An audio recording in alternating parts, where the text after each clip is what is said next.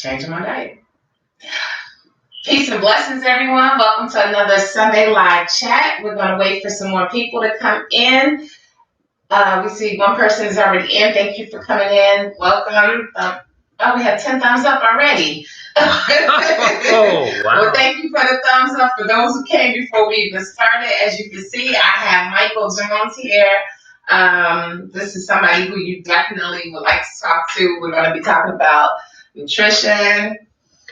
I've been following him for a nice amount of time he lives in Chicago, obviously. We're here together.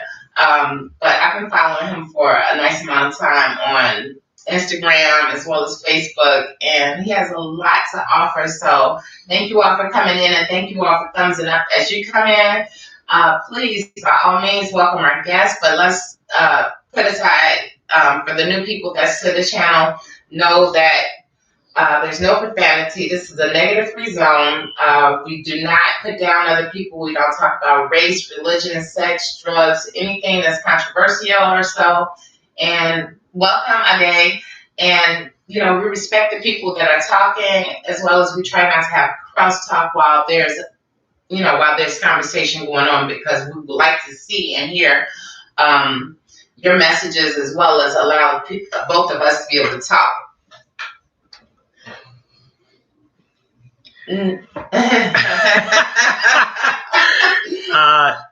Hi, just a word of introduction. I am not Mike Jones, the rapper, although I don't think I've even heard that song all the way through, but my students, I'm a former English teacher, have certainly reminded me that that song is out there and let me know, along with Mr. Jones and me and Mrs. Jones and many other things.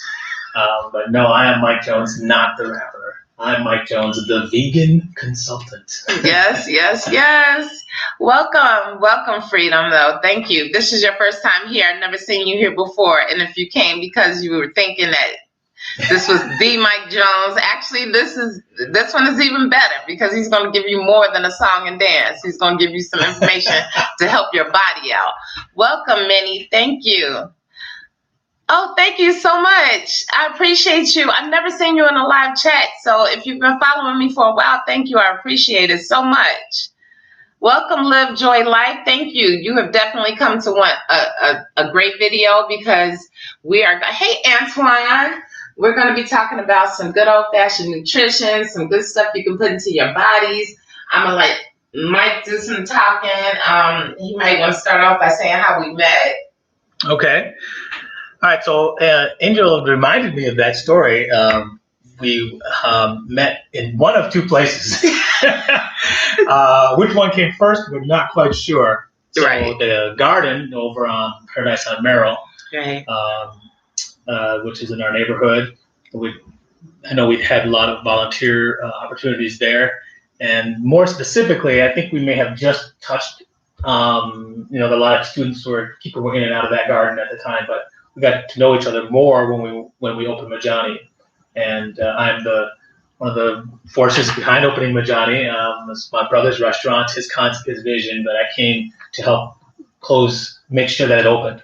And so when we met at that point, there was a recommendation. There was, what do I get? And I recommended the crab cake sandwich.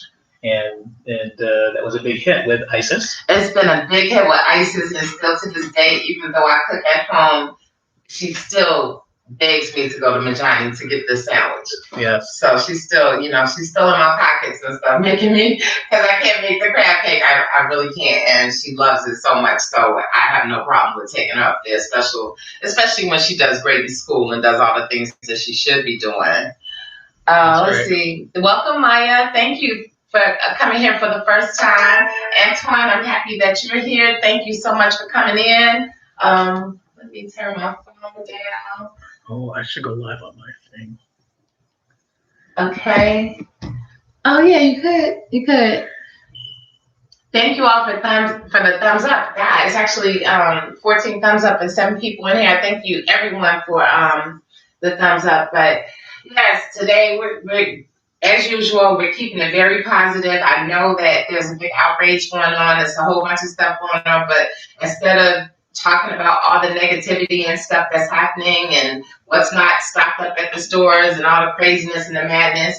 We're going to talk mostly about, some of the things that you could do to prevent getting sick, as far as eating, building up your immune system, a lot of things that Mike does, as well as myself, the way that we eat and the way that we, moisturize our bodies, hydrate our bodies, and keep ourselves together is, and keeping calm, because first and foremost, as you all should know, that fear and all types of anxiety and stuff, a lot of that stuff breaks down your immune system. So I'm gonna let Mike take the floor because he has a lot.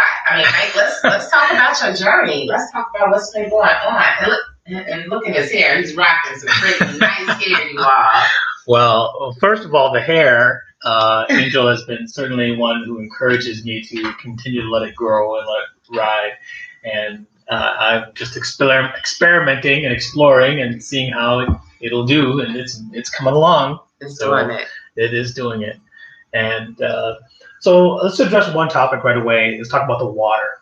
I posted on my channel, on my Instagram and my Facebook account, Mike's Vegan Journey, about how you can eat your water. Now, I posted those a couple of different times before, but when you walk into the store and the first thing you want to get is water and you see those empty shelves, you don't have to panic. You can go to the produce section. Produce, a lot of produce, look at the water content. Cucumber, 95% water. Green apple, 85% water. Thinking of the things that I posted the other day, papaya, watermelon, all of those things will hydrate you, and they'll add, other nutrients as well as opposed to water. So you don't have to just, hoard the water and just drink gallons and gallons of that. So hydration should happen as a habit, not just because of a crisis. It should happen as a habitual thing as part of your day. And I forget that. I'm not perfect at it, and I have to remind myself. I was out driving yesterday after being paralyzed from my own fears of being inside, and I just said, look, just follow some protocols and go outside. Wash your hands frequently. I do. I brought my hand sanitizer. But most importantly, keeping your throat moist is very important because that virus doesn't sit there. If it sits there, then it can get to your lungs. But if you keep it moist, then you swallowing and the moisture brings it down into the stomach. Flushing it down, which the acid in your stomach can break down the virus? Yes. Is that true? That's true. Okay. So that's one of the big things that they said.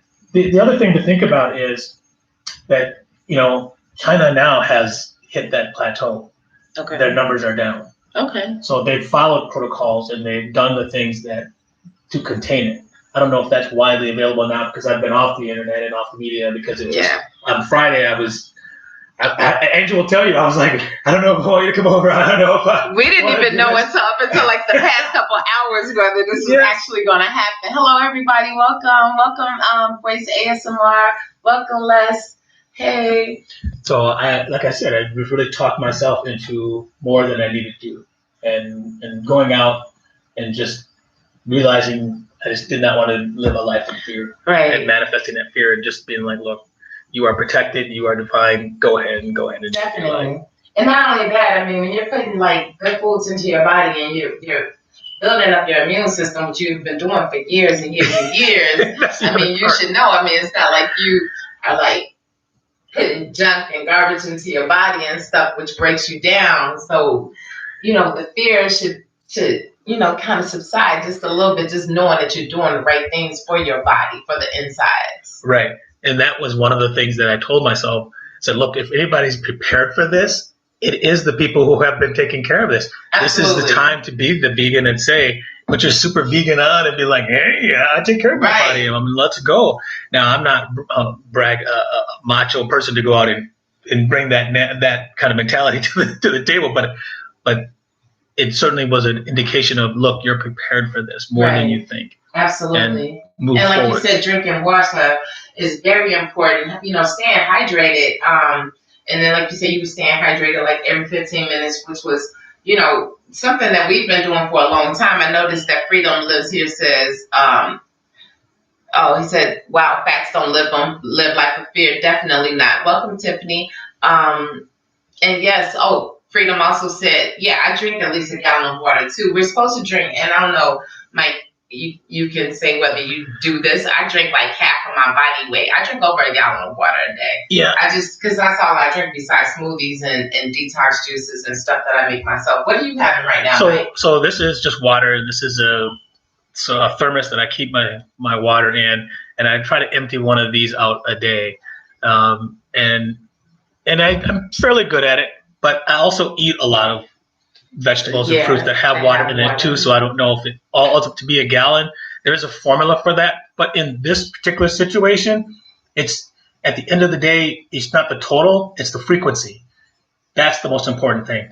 Now, they said to drink every 15 minutes, but I know when I was driving last night and I was out for 8 hours, it was probably every 7 minutes. Okay. Because I have the heat on. Right. And, I have my jacket on, so I'm sweating and I'm outpouring. And other people were in the car and they were coughing as well. So right. when that happened, I was like, well, I was like, and it's not like when you do that, you're not taking great big gulps. You're taking two or three sips of water and making sure that things are flushing as you go along. So the total isn't as important as the frequency right now. Okay. Now, as far as could you talk a little bit? Because like I said, me and RJ's not in here right now, or if he is, he's not speaking yet, but he normally will speak if he comes in. But could you break down what detoxing is good for? I tried to do a video about detoxing and letting them know how it builds up your immune system. I felt like I was coming down with a cold, which I had developed bronchial asthma because I had pneumonia 3 times in my life, but 2 times back to back in the past couple of years.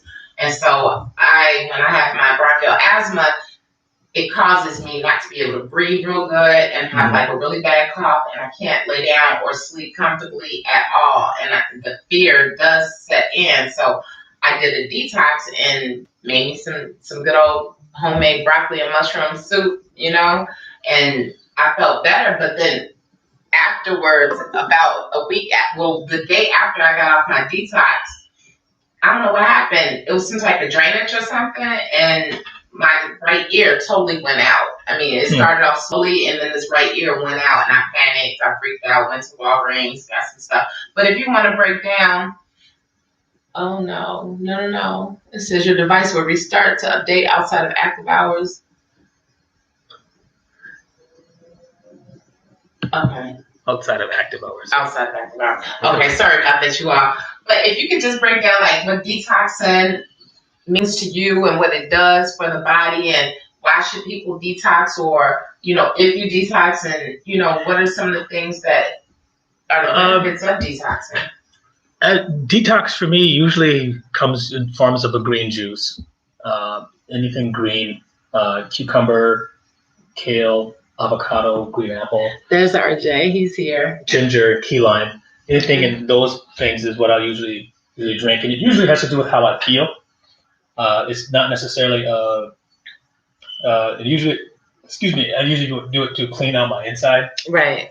Because I've eaten a lot of other things that I probably, didn't need to eat, because I know things that haven't gone through my system. So detoxing looks a lot.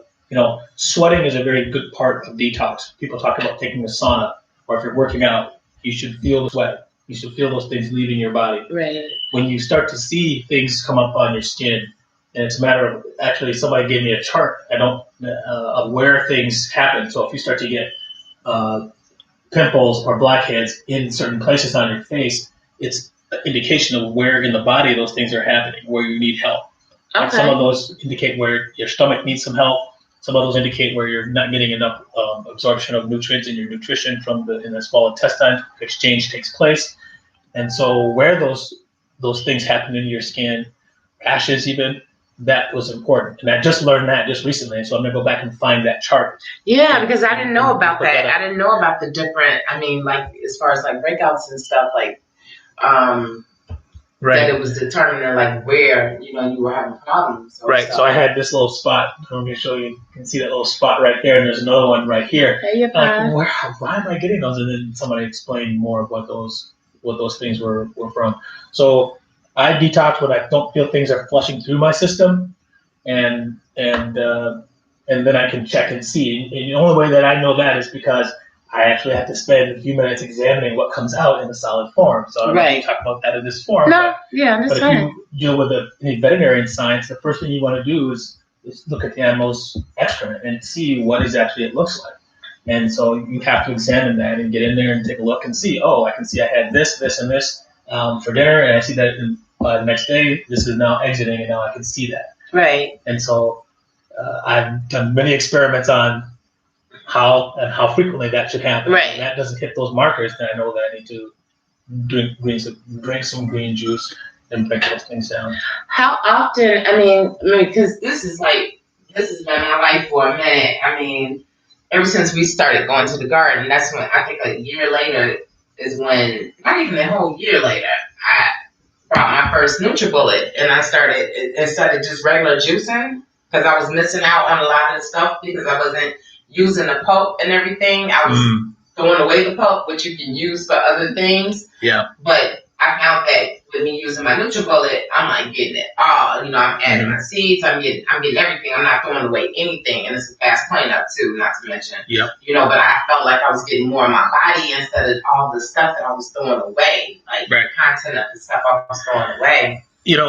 I'm glad you mentioned cleanup, because when you get into your smoothies, my one rule is I need to be able to rinse it very quickly, and either rinse it with my water that I'm using for the smoothie, and I'll drink the rest of that residual, or rinse it and watch it make sure that it doesn't cling to the sides. Right. If it clings to the sides, then I have to use my rule of, if it's clinging to the side of your blender, then it's going to cling to the insides of your body. That's good to know. That's something we've never talked about on this channel. So that is a tip that's a tip that I use for myself, and just an observation that I was like, that makes good sense. Because when you drink that water, what should happen? It should go down. It should go down, and it should add that flush to your system. Right. And it should aid in digestion, especially when you get to the large colon. And that's when you get the extraction process going, and all the fiber and whatever's not used is coming out. That takes a lot of water. Right. So people should definitely be drinking like plenty of water, even though you're doing like the smoothies and stuff. You should still continue to drink like a nice amount of water as well. Yeah, I think so. I think so. Freedom was saying, okay, RJ is asking you a question. That's what I was telling you about earlier. He said, do you normally feel kind of sick after a week or two into detox? Welcome, Les. Welcome to anybody that just came in. Welcome, Tiffany. It's usually the other way around for me. Usually I feel something going on in my body that brings me to the detox. Now, some people detox regularly, and talk about that a little later on, that I'm taking a product now that there's a reason why you'd want to do that, for free radicals and get the nutrients going where they need to go. And sometimes when you take lots of supplements, the body doesn't absorb them, and then you have these things flying around, but they bond to something. That's what's called a free radical.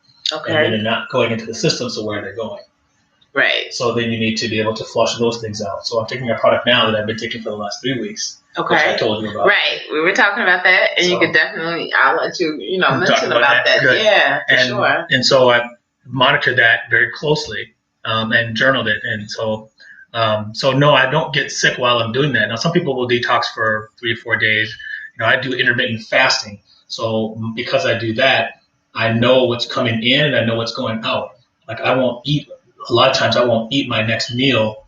If I stop eating by 8 o'clock at night, I won't eat until 2:30 or 4 o'clock the next day. But usually about 11 o'clock, I've eliminated, so I know that that's okay. Right. But I won't eat more than I'm putting in. And that's an energy concept.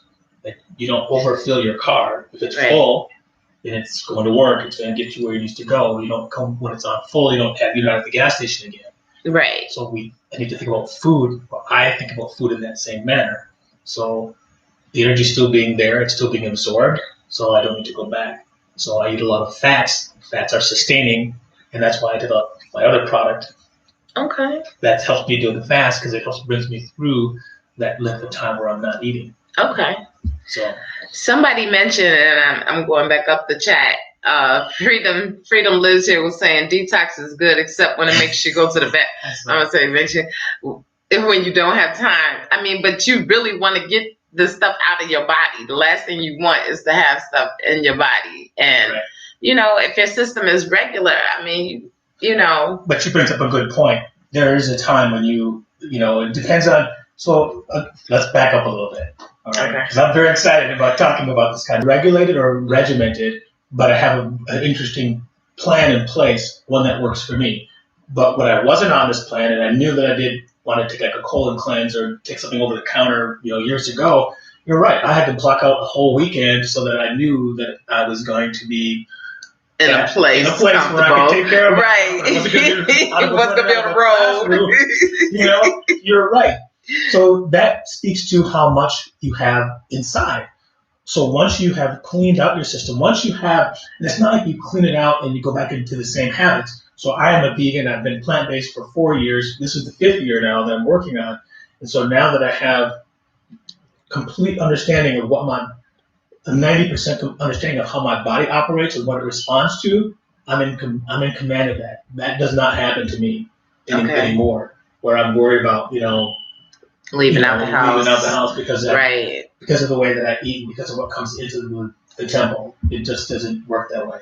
By the way, thank you, Miss Tiffany, for the Emperor dubbing. That's another thing. On here, we call each other. Well, it used to be kings and queens, but it seemed like everybody calls themselves the royals or whatever on here now on YouTube. So I said, let's evolve and call ourselves emperors and empresses because they're above that. But because we're evolving, and when I first started off this journey, I mean, my hair was nothing like this. I had started off with twists and all that type of stuff. So as we evolve, we learn more, we do more, and we talk differently. Our language changes, hence the reason why, I mean, my channel has never been a channel where you can use foul language, but, hence the reason why, I put it out there that no one can, break it down. We just try to keep it positive. Positive vibrations. I mean, period.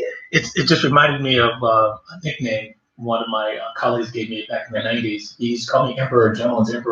And I'm like, what is the Emperor? It turns out it was a play written by Eugene O'Neill called Emperor Jones. Okay. And so I went back and I read it. It was about an African guy as well. You know what's funny, Mike? I've been living around, after living downtown for so many years and moving over into this neighborhood to get a bigger place for my daughter. I remember just, I was always just used to talking to people because I lived in a tourist area and people would always stop and ask me questions or, it was just that type of vibe down there at the time, where everybody was just kind of, more on a friendly tip. And so I remember walking down the street over here and speaking to a young man. I was like, oh, peace, King, whatever. And he was just like, what do you mean, King? And he just like, it was just, and I was just like weirded out. I was like, wow. I said, that's who you are. You don't know who you are. Recognize that and I always try to uplift our youths in the neighborhood or uplift any youth that I can and let them know that, we are the ones. We are truly, blessed or whatever. And you should look at yourself as a positive person and a king or a king, or a queen. And stop with some of the things that you say. Stop making up your own languages. Stop with the ebonics. Stop, and speak. Make sure ISIS, I say on ISIS. So you don't say yeah, say yes. Speak correctly first before you start putting out all that other type of energy. Do you notice that in the area, or do you talk to people in the area in which you live? Because we're right off the lakefront, but it's a pretty decent area. But do you notice anything? Most people keep to themselves. Yeah. And, I used to feel invisible, and I just started having people talk to me in the past year, I would say. I would say the same. Really? Yeah, I would say the same. I got that there was big a guy time. down on the corner that, used to sit out and just kind of he'd be there, Carl. And he'd, walk by and he said, one day, he said, man, you always have a smile on your face, man. You are so, that's so encouraging. He's an older man, retired guy, right. And I was like, wow, I never knew people really, noticed or anything like that. Yeah. But in terms of the language, I think that it's certainly very important as a teacher of the language. I think it's very important how we speak to one another and how uplifting it can be. But there's always been that secret language of children, and that's not that people are children, but I mean, as they evolve, they stick with what they know. Right. And so I understand. I just I always, as an English teacher, taught audience. If you're speaking to your queen family, then Right. you know what? You better have some ability there Right. to address that. Did you mention in the beginning that you were a teacher? I did. Okay, you did mention. Okay, cool. Being an English teacher. Oh, okay, that's right. I want to make sure that they knew that you definitely were a teacher. Is there any questions? Okay. Positive vibrations. Yes, exactly right. Royals and Reals, definitely. Okay, so go ahead. We can get back to what. Okay, is there anything that you would suggest to people that, like, say this is day one and they totally have been just like eating fast foods, not preparing foods at home, and they really want to live, a healthier lifestyle and want to get their body together, because it starts from within. People always ask me about how long I want my dreads to be like yours or whatever. But it's like, this came from the inside. This beautiful skin that you see between us came from the inside. We treat our insides first. Yes. And even though I've lost a substantial amount of weight, and I'm not sure about you, I think I'm almost positive you lost some weight over the years, because I saw some old pictures. He didn't have to lose as much as I did. But I mean... Well, we talk about release. We release the pounds. Because if you lose something, okay, you can find it. Right. Let's say, correct me. We released pounds. I released over 70 pounds. I think 75 was the amount that I released. Okay. And currently, in the past year, I've released over 90, which was the best thing for me, because I was having problems after taking years and years of medication. Mm-hmm. I was taking one medication, quetiapine, which caused me to gain a substantial amount of weight even without eating it. And when I got off of it, it was still in my system, because I'd been in it for a while. And, I changed my diet, started talking. I'm not sure if you're familiar with the G-Bombs by Dr. Furman. Mm-hmm. Okay, G-Bombs is the greens, beans, onions, and we'll talk about it later. But it's eating your greens, beans, onions, mushrooms, berries, and seeds on a daily basis, which I already know that you do because I've checked out your recipes. That's another thing. I'm going to link Mike's information down below, because he does put out a lot of videos and stuff about some of the things that he makes and the recipes and everything. But one of the main things that I wanted to say is that what we put into our body, and when I talk about nutrition or do nutrition videos, they get the lowest ratings. I mean, they get the lowest views and everything. But people are always like, well, I want my hair to look like this, or I want my skin to be flawless, or whatever. But it's all about what you put into your body. It's all about, keeping hydrated, staying hydrated, and eating the right things. And like you said, it's not just about the H2O. It's the foods that contain the H2O. Right. Now, go ahead. So when you asked me the question about, well, how do I start from day one? Okay. Number one, I made a resolution. I put this on my page. It comes up, it's pinned to my Facebook page. I never argued with myself about my choices. I knew where I wanted to go, but I never argued with myself about how I was going to get there. So I had made a decision to be vegan. One of my last things that I had to get rid of or struggled to get out of my diet that was dairy was gelato. So I learned how to make gelato ice cream or avocado ice cream. And we eat for really two reasons until we get more informed. We eat for taste and we eat for texture. Right. And so as long as I satisfied those two requirements, I was all good. Right. And it had 4 ingredients, and I made it myself, and I was very proud of that achievement. Right. So starting, I say that story to say this. When you start, pick a recipe, find one thing. Now, lentils, everybody knows, if you've been following my journey, lentils are like my I've seen his lentils sprouts. I might bleed a different color because I have so many lentils. I love them so much. And so take a simple lentil recipe and work with it. Now, I like to soak them. And when I soak them for a day, rinse them, and then cover them in a container. I don't need any special tools. I just use a silver bowl. Okay. See the silver bowl right over there. Okay. Yeah, I see it. Then cover them, and then in a day and a half, you'll begin to see the sprouts come on them. Okay. And that's it. Now you can feel how warm it is in my apartment. Right. Right. And in the wintertime, it's great because they have the heat on, and it's like the heat's included. And man, the heat's included. See, I was about to say you are fortunate. I just got my heat bill, and so I see you have furnaces. We used to have that, and they took them out and gave us our own individual heating things, and my bill is out of this world. So I keep my heat on 80. Yeah, and when it's on, they do that. So it makes this great environment. My fruit ripens much faster in winter than it does in the summertime. In the summertime, because it's so much warmer in here. But and when I lived in the Virgin Islands, this was really easy because it sprouted very quickly. Okay. And where in the Virgin Islands were you? St. John. Okay. So when my brother showed me how to do that with chickpeas, and I went back and I looked at him, and I was like, "Oh my God!" I'm calling him. There's these little things on. Can I still eat them? And he just laughed. He said, "Those are sprouts." right. I can still eat them. And so when I learned how to do that with the lentils, I eat them by the handful. Because I have like 4 huge bags of lentils at home, and I got tired of eating lentil soup, making lentil burgers, and making lentil nuggets, and I was trying to find another way to incorporate it into my life because I have so many of them, and to incorporate it into Ice's life, because she's like, "Look, Mom, no more lentil nuggets. I'm over it, Yeah. So we're gonna talk about that.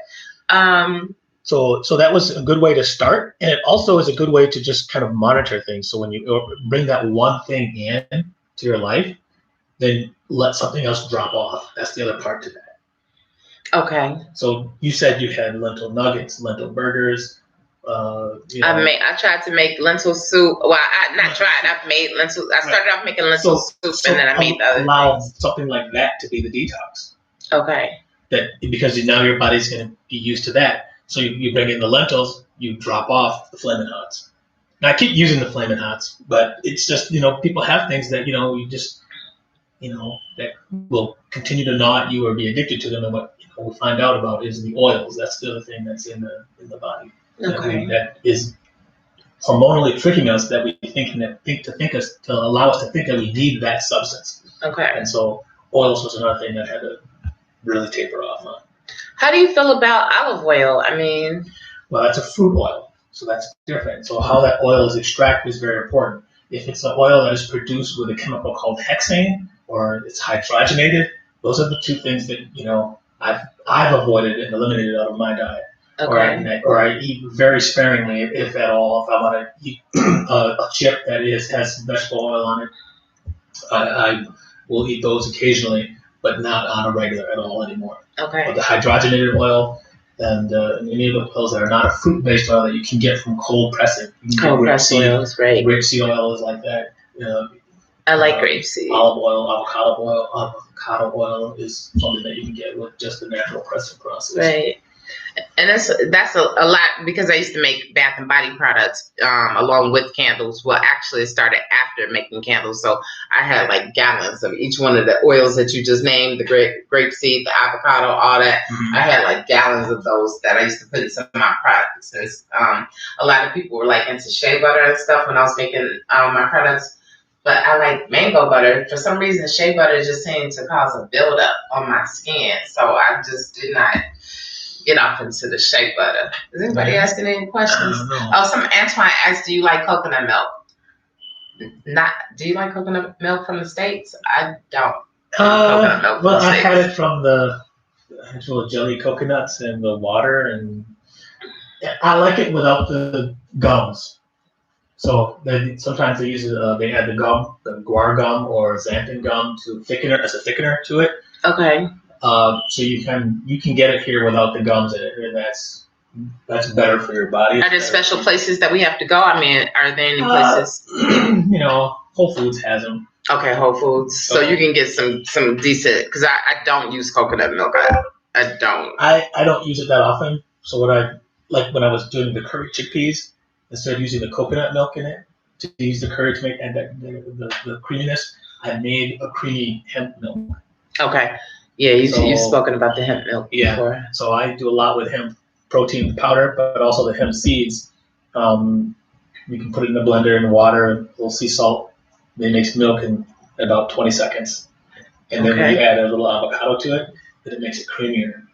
Okay, well, we're going to have to talk about that for sure. Yeah. And definitely maybe share one of your recipes on here on the page. I noticed up above somebody was trying to be funny. I don't even remember who you are, the almighty great B-Mac.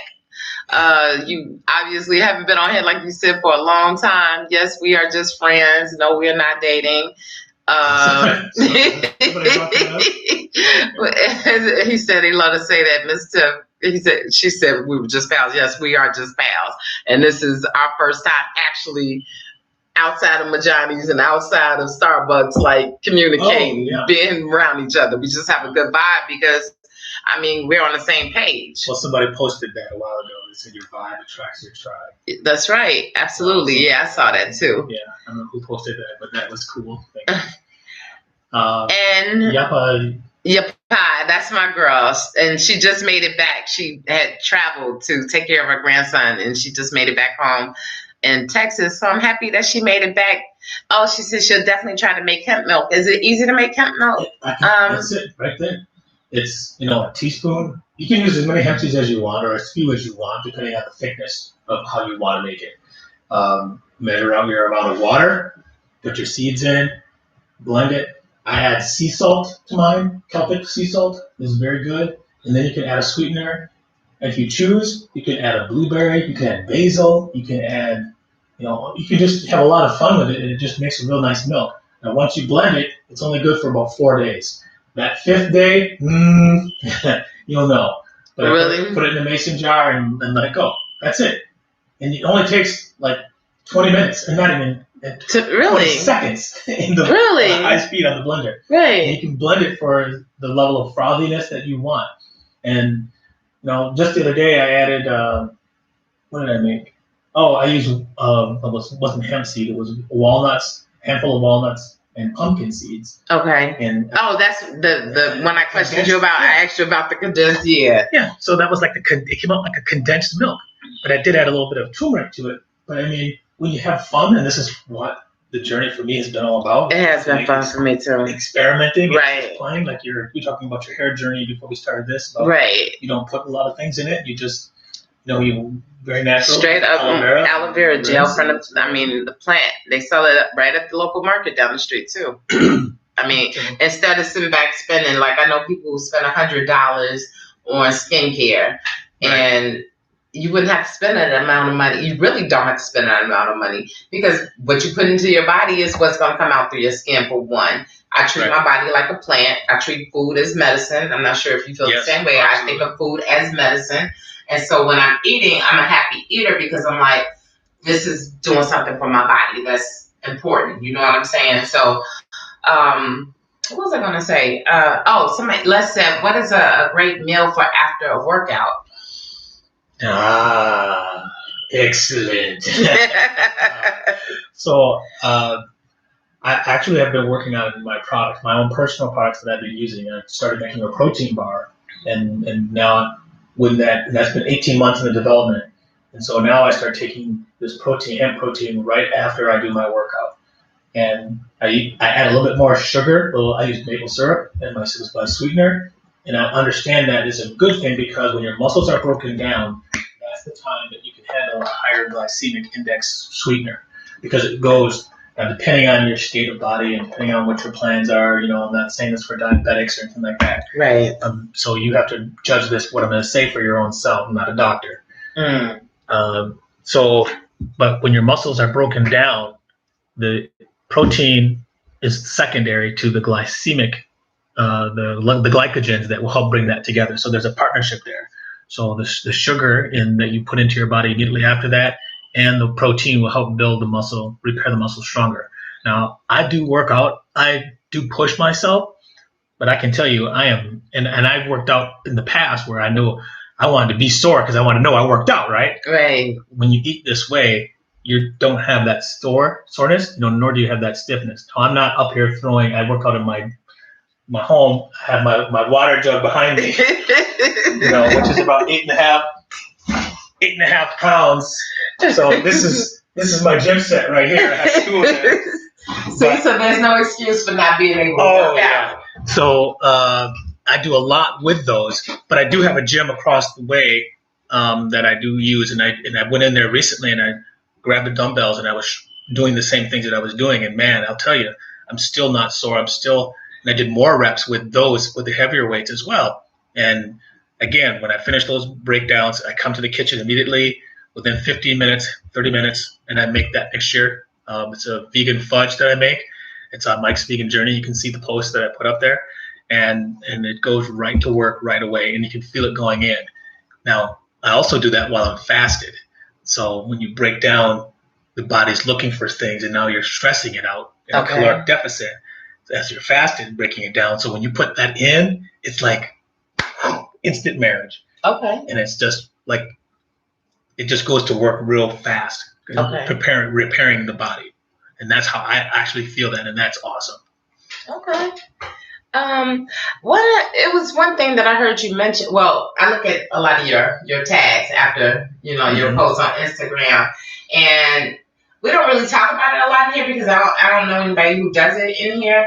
But I mean, it's something that we can talk about because it has been a big thing that's been on social media. Some people have been interested in like keto or whatever. I know you talked about intermittent fasting. Some people, like my daughter, she had been begging me, Mom, can I get on keto? No, you're not disciplined enough. You know what I'm saying? Ketosis and going through all of that. Do you really feel that it's definitely necessary to do something like that, or are you preparing yourself to fail if you go that route? Is that something? What do you think?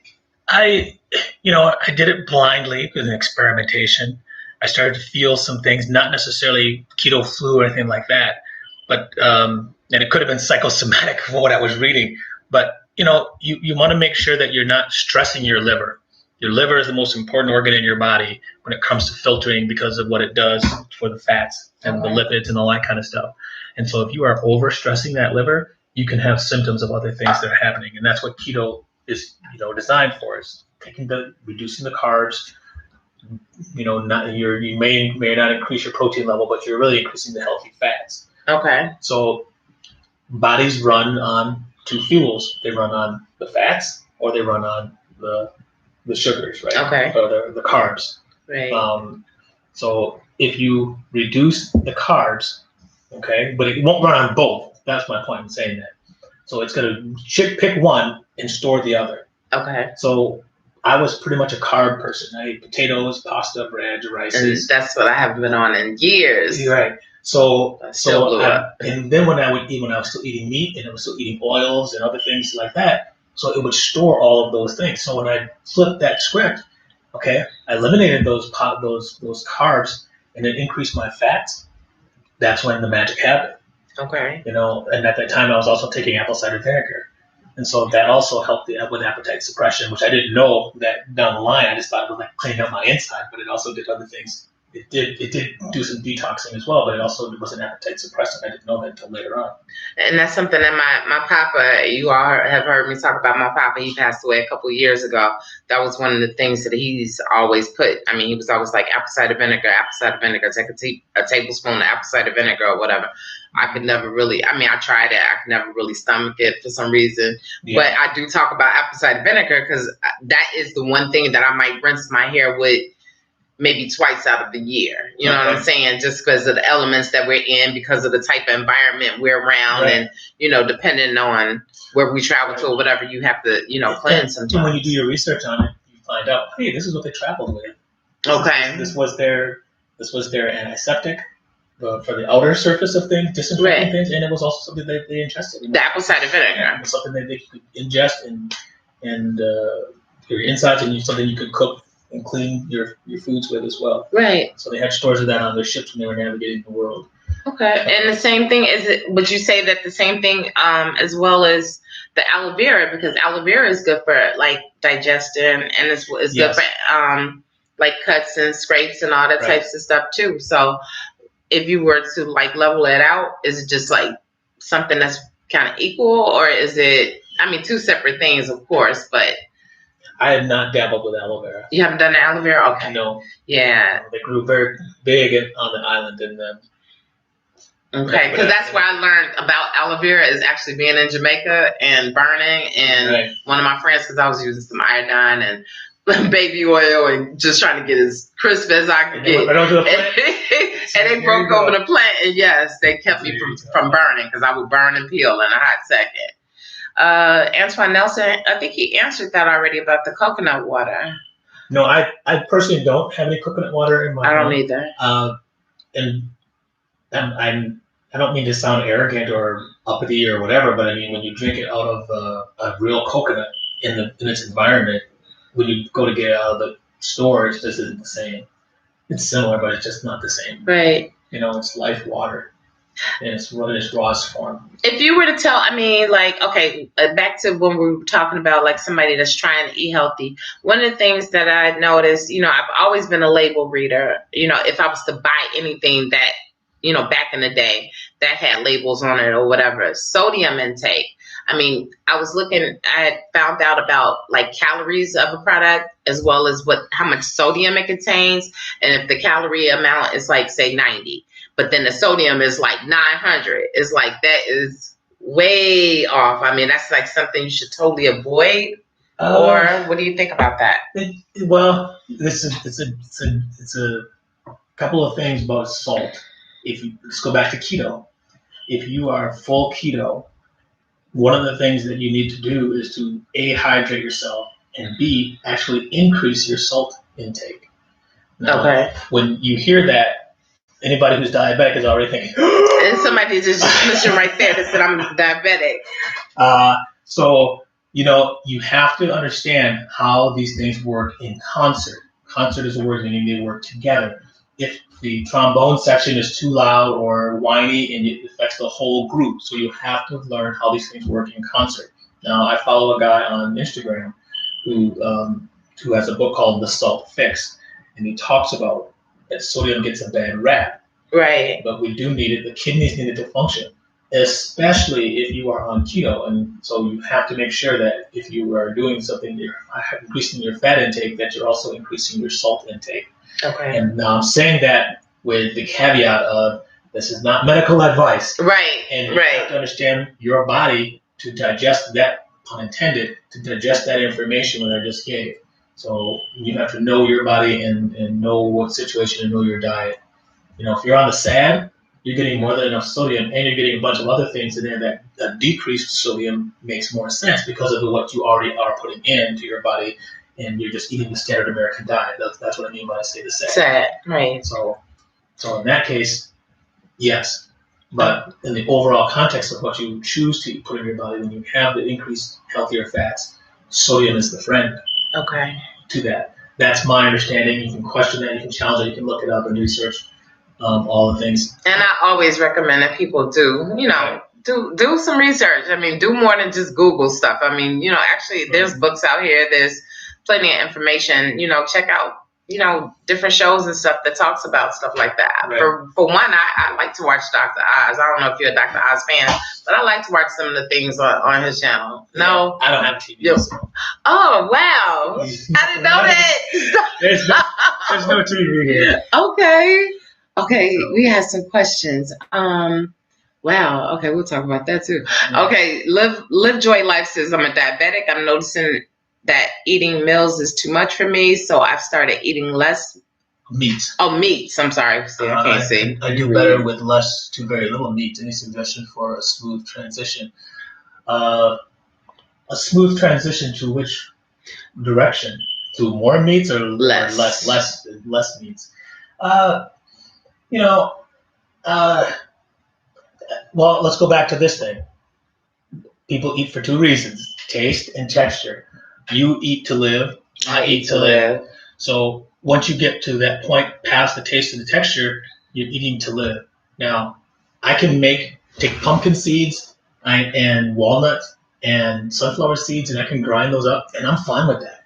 I don't have to grind them up. I can just eat handfuls of those and go around and drink a glass of water, eat a banana, and that's my meal, and I'm fine. That's the point where I'm consistent with myself, because I know that's a high fat. I know I'm going to have energy. I know I'm going to have carbs. But today was a carb day, and it was awesome. So I ate a bunch of carbs, potatoes and grits and things like that. And and I have some cake in the refrigerator. You must have been in Majani. I was at Majani, right? So, and if anybody is here, Tawanda, she's from Chicago. She comes to Majani sometimes. But if you're ever in Chicago, make sure you check out the restaurant called Majani. It's it's 2 restaurants now. Two locations. 2 locations. So to make a smooth transition, I mean, that really depends on you. You have to decide what it is that you want to do in that process. So if you want to find something that has a similar texture, or go to your kitchen and create something that has a similar texture, there's things out there that will guide you in that direction. Live Joy.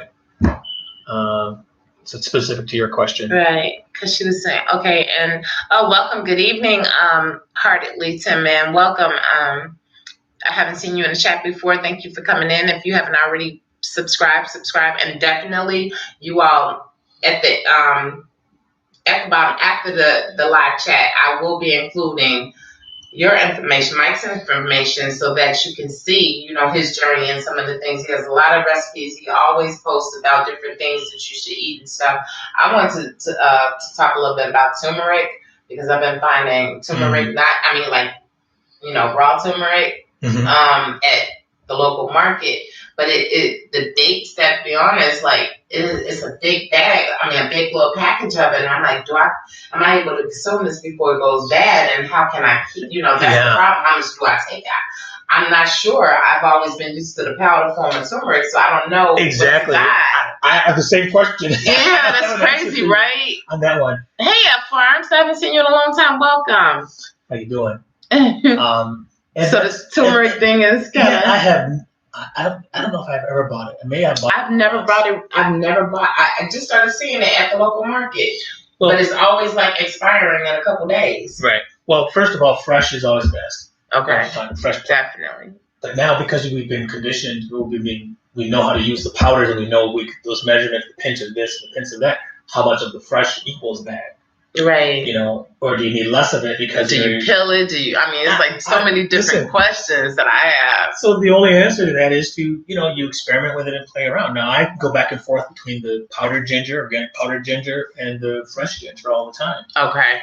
I know that if I want a gingery, a sharpness, like something that would reminiscent of a ginger ale, I know I have to use the fresh ginger for that. Yeah. And I've got it. And you can't.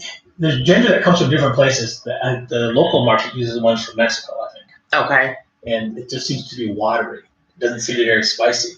But if you, I've been getting my ginger from the local market. It hasn't been lasting that long. Yeah, and that's another thing. It hasn't been lasting long, and I buy big pieces because I use it every day. Yeah. But if you get it from. You can get it from Taiwan. You can get it from Africa. You can get it from a couple of other places that grow it in the different markets around here, from Whole Foods and Hyde Park Produce. They have from different places where they grow it. The one from Whole Foods that's from Africa, I think from Ghana, I'm not sure the actual country that comes from, was the best that I've ever used. Okay. It had the best longevity. It had the best zip, the spot, right kind of ginger spice to it. Right. And it just worked real good. But and it's one of those things that's like 79 cents a pound. I mean, you can get a big piece of it for little or nothing. Little or nothing, yeah. And it adds such rich flavor. Hi, Terry. And it's so great for your body. Right. And it's something digestion. That's what I had. That's what was in here. I had apple, one peeled apple cord, boiled for a little while, just soften up a little bit, ginger, about a 2-inch piece of ginger, and that was it. And a splash of cinnamon, saline cinnamon, because I heard that the regular cinnamon is bad for your liver. Doctor said he said cinnamon in small amounts was fine. He didn't specify which one, so I do use it every now and then. Yeah. I mean, I used it for years, so, until I found out through an Empress that was on here, Empress Sahara, she was telling us that, to try to stay alive. And that's only been for about a year that I've been using that at the most, a year. No, I'd love to try that. Yeah. Send me that. Take a picture and send that to me. Okay, for sure. Turmeric. Welcome, why do you put turmeric in yours? Turmeric is only because when I was going through some health issues or whatever, everybody was just like turmeric, use turmeric, or take turmeric capsules or take turmeric this. And so I didn't really do a lot of exclusive studying about it, but I was just trying to figure out, especially when I saw it fresh, because I prefer fresh, I was like, well, let me see. Well, if it's actually going to do some good things for my body, let me see what it is that I would do with it. How can I incorporate turmeric into my life, and what does it actually do for me, or do I actually need it?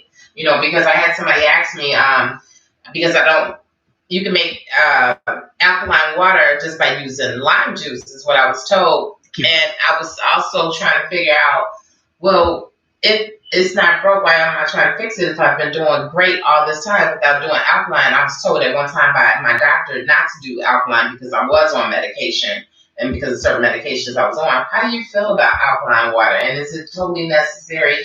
Is it gimpy? Is it really? I mean, because one of my cousins was trying to sell me a machine for like $1,000. She was like, "It's fantastic. It's, I'm feeling good. I'm feeling great." And then, sadly to say, within the next year, she was gone. And I felt like. Well, do you remember the story about the snake oil salesman? No.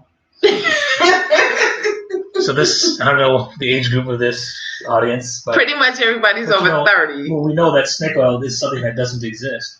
However, there are people that swore by it, that after they bought it and consumed it, that said that it worked for them. So what do you really believe? It is a partnership in your mind. It tells you that this is something that you agree that's going to help you. Right. And your mind believes that, the body follows. So would you buy it, or would you just say? From a scientific standpoint, it's not necessary. Thank you. Okay. The body balances itself.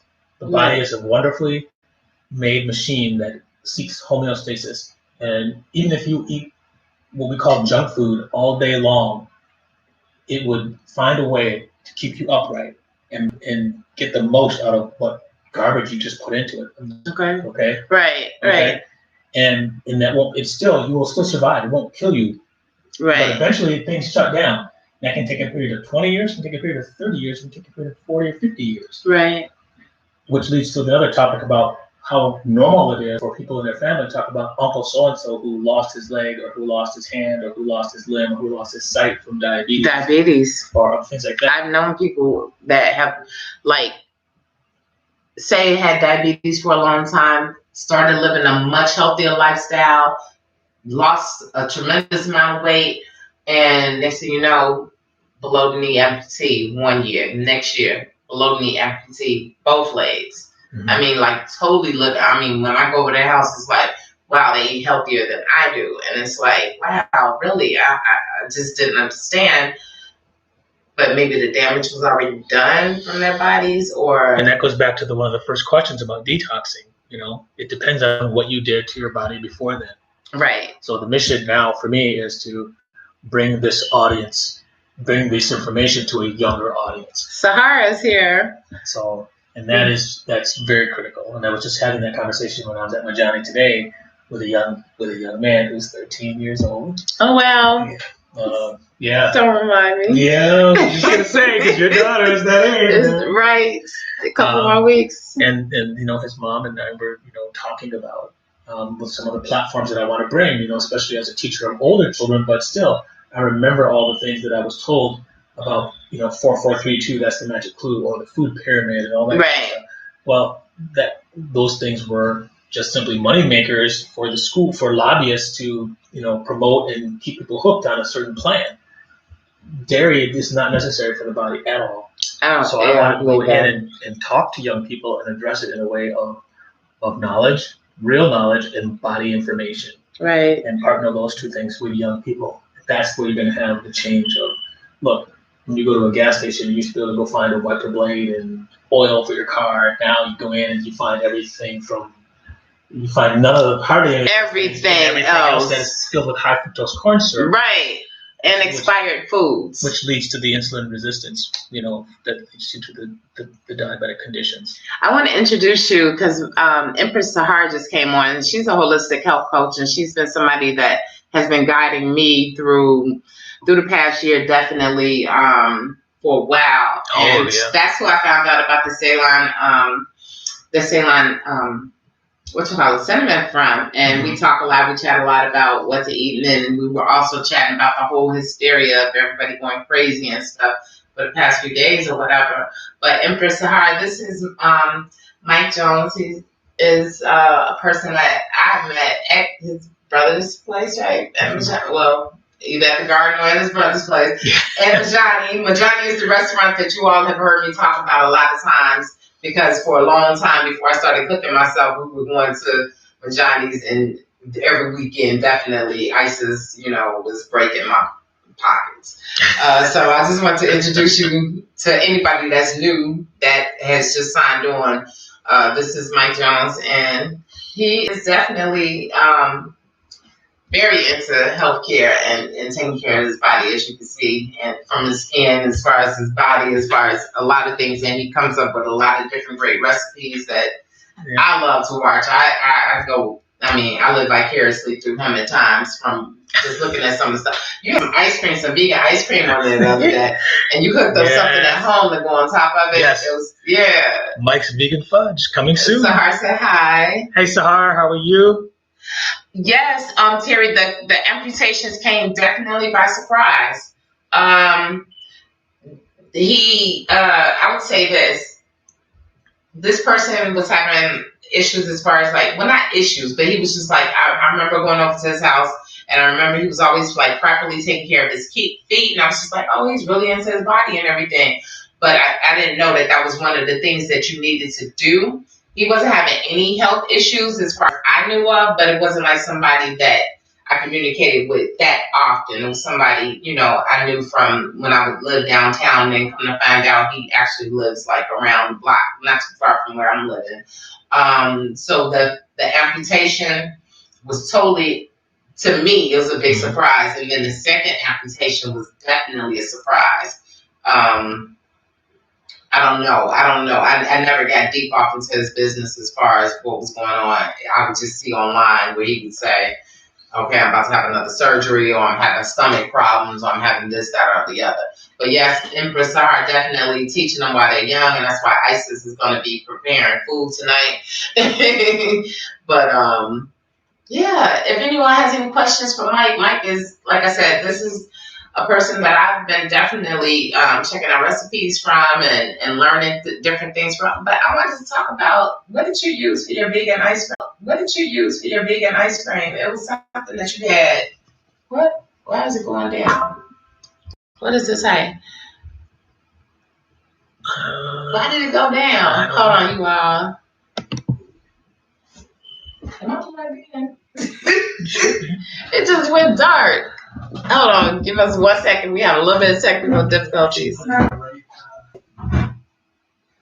Just give us 1 second. Yeah. Okay, right.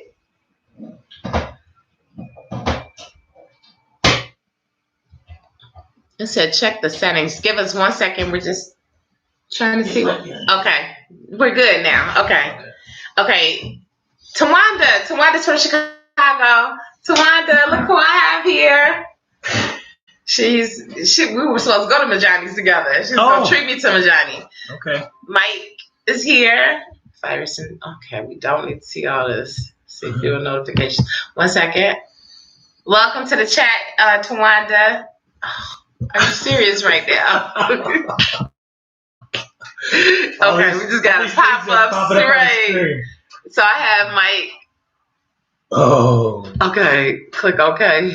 He really wants to update. Okay, all right. I'm sorry, all of these crazy things are popping up. But anyway, Mike is here. You can say who you are. Oh, hi. Hi. So I'm happy to be with Angel on her channel here. The Queen has invited me to share some space and time, and we started off talking about just some fears about what the current conditions are around us right now. We did not choose that, and we met. It's a couple of years ago now, I think. Now it's been a few. I'm an English teacher by trade. I've done that for 29 years. I'm now retired from that profession, and I've helped my brother open a vegan restaurant. And not only that, we've opened up 2 vegan restaurants and a cooking kitchen. And so now I'm a bit of what I'll call myself a consultant, a vegan coach. And I do some things in financial services, and I've developed this vegan fudge, Mike's Vegan Fudge. Yes. Come on. So that's what you're. Yes, because I want to make some of that maybe for Ice's birthday. Right. So that is a proprietary thing right now. Oh, okay. Although there are versions of it that I can share with you. That's not a big deal. Okay, that's cool. But it all uses hemp protein. All Okay. of these things use hemp protein because it was a challenged to answer the question, do vegans get enough protein? Well, then I started to do some research on, ask that question of everybody. Does everybody get enough protein? So you can't assume that because you're an omnivore, you're getting enough protein. Absolutely. So, absolutely. And by the way, chicken is probably one of the least effective proteins to get into the body. And one of the things that people eat the most of. Right. It's not a clean burning protein. And there's a whole term called bioavailability, what is actually getting absorbed in the body, that kind of stuff, what's readily available to the body. That's the one thing that animal protein has over plant protein, is that it's more readily available to the body. Okay. But it doesn't mean that it's better than, it just means it's easier access to the body. Okay. Than it does. But obviously this living the plant-based life has done me very well, and it's done a lot of people very well, right. reversing diseases and changing their course of their lives. Yeah, I want to tell you a little bit about Empress Sahara, just a quick update, because I told you about the G-bombs. And Empress Sahara, she actually worked with Dr. Furman, and he came up with the G-bombs. And when she showed me a picture of her after some time of us talking back and forth or whatever, she showed me the article, or it was like a video too that they did of her.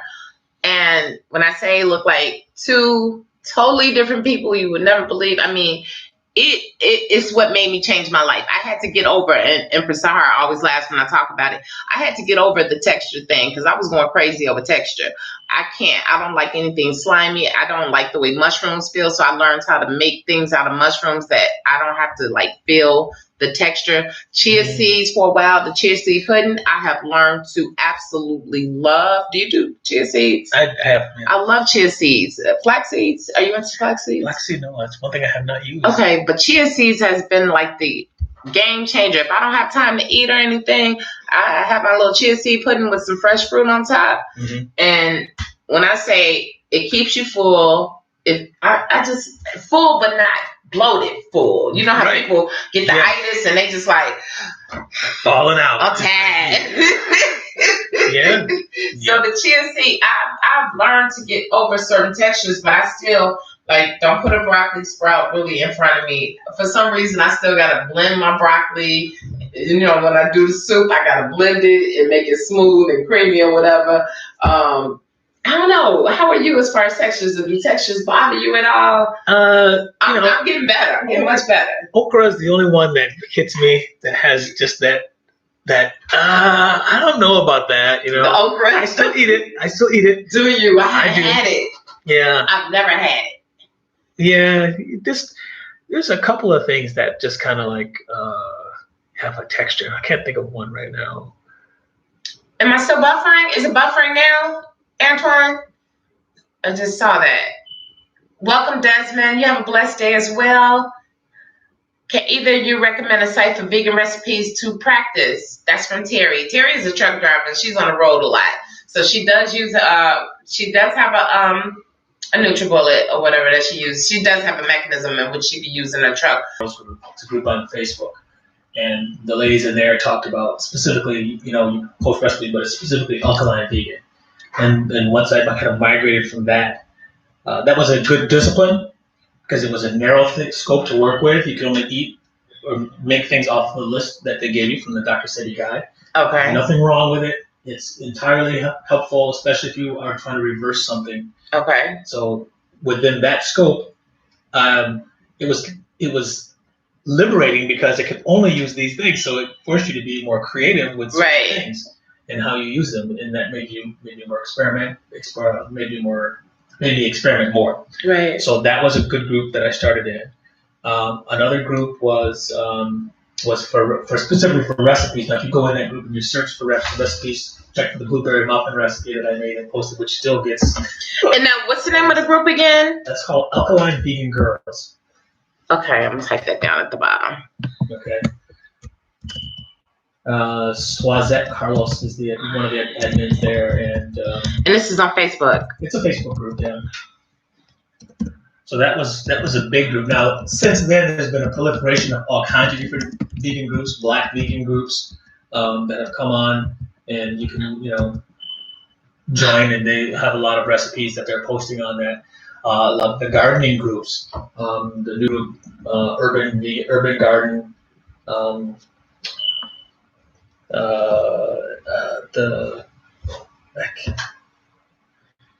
I can't think of them off the top of my head right now, but I can certainly send some to you when I think about them and send them to this in the comments. But you also have a lot of recipes as well. Do you just show? I don't know if you actually put your recipes out. I've been compiling. Like you can see, you can't see this, but Angel, you can see all those notes and things over there. Okay. Oh, that's my mojo.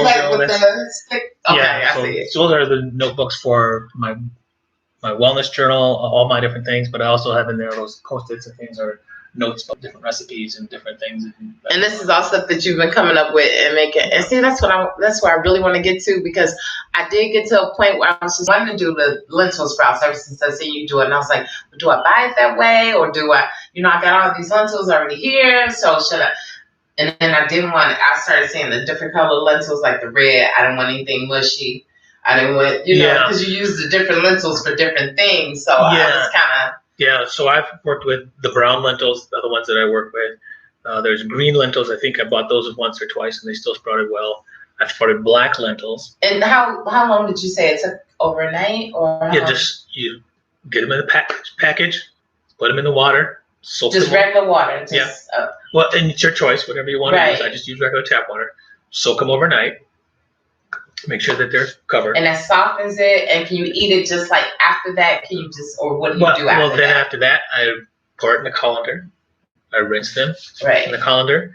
And then I put them back in that container after I rinse and wash it out. And then I put it back in that container. And then I cover it with my kitchen towel. Okay. And that keeps a nice little warming germination temperature for them. And then they start to sprout. And like I said, within 48 hours, you're going to see the white tails on the end of those. Okay. And then at that point, it's a matter of how long you want those sprouts to grow. Right. Because I seen it just looked like a little small tail, and it just looked like something I could easily just like say, okay, I don't feel like eating right now, but something I just want to pick up kind of quick and just get in my fiber. Right. And when I go in my kitchen and I'm making my salads, or if I'm just if I want something like that, again, because I do intermittent fasting, so I don't snack. I have to eat within a certain window, but I eat my one meal, or I eat from like 1 to 3, and I will eat rounds during that time, and I'll be eating handfuls of my sprouted lentils. Okay. And what would you say is like a maximum amount of lentils to eat in a day? Because sometimes I noticed that I'm only supposed to have a certain amount of chia seeds per day, and I found out I would eat too many. Okay. So what would you say is like the... my body grew up on lentils. My body grew up on lentils. My body's highly adapted to lentils. Okay. If anybody came up and told me I could not eat lentils, I would tell them you're crazy, because my body loves lentils. And the results on them have never failed me. So I don't have a maximum requirement. Okay. I can't speak to that. Okay. Anytime, anywhere. Your body doesn't know what a breakfast is. Well, because I'm going home, and that's what we're gonna have. We're going to start. I'm gonna teach ISIS, since I think they have school tomorrow, but after that they won't have school until the 31st. So we're gonna start working on doing the sprouted lentils. And it's good to put on like salads, or it's good to eat alone, or all of the above. So I love sunflower seeds in my salads. Do you put sunflower seeds? Yes. So, yes, the other thing is that now I've used those sprouted lentils in a dish that I have roasted them in a skillet. Okay. And just like... No, that sounds good. And they came out like I wanted a salty snack. I know as much as I tried to do intermittent fasting and not snack, I just had to have... So the roasted lentils, what did you use? I used the cast iron skillet. Uh-huh. Got it hot. I had to get another one. And put them in there, and then just shuffle them around. And that would be a good snack. It's a little bit of grapeseed oil. Okay. And there's a couple of minutes. So does it give it, because it already has a decent crunch to it, so does it give it more of a... Well, when you soak them and you sprout them, they're softer. Okay. But it gave them the shell got a crispier texture. Okay. It was like an unpopped popcorn grain. Okay. But a popcorn grain, which has like... So it's easier to bite into. Yeah. And then put some salt on that. Actually, I did the heating, and then I put it into a bowl. Then I put the grapeseed oil on, and then I put the yeast flakes on top of that, and a little bit of sea salt. Okay. And that turned out to be and that, still like popcorn, and I still can make popcorn, but this was another alternative that I just experimented with. I like that. I like that because that is like one of our guilty pleasures is popcorn. Mm-hmm. And I would like to get away from it because my dog even likes popcorn. So, right. If he will not let me sit still if he sees popcorn around. He's like jumping all around. He's going crazy. And as you all see, he hasn't been here. You all haven't seen Lucky for a minute. Lucky hasn't been on the chat for a minute because I went over to someone else's house. Last week I didn't do a chat, and then this week I'm over here at Mike's house. Mike is giving out this valuable information. And if anybody has any questions, please feel free to ask Mike while I have him in my presence, because this is not happening often. Even though we live right around the block from each other, that we just found out. That's crazy. Yes. So we will be on a bike trail, though. Okay. Good. Sahar, yes. Take them from the bag to. Let me get them. Okay, he's gonna go. Empress Sahar, he's gonna go get the bag of lentils.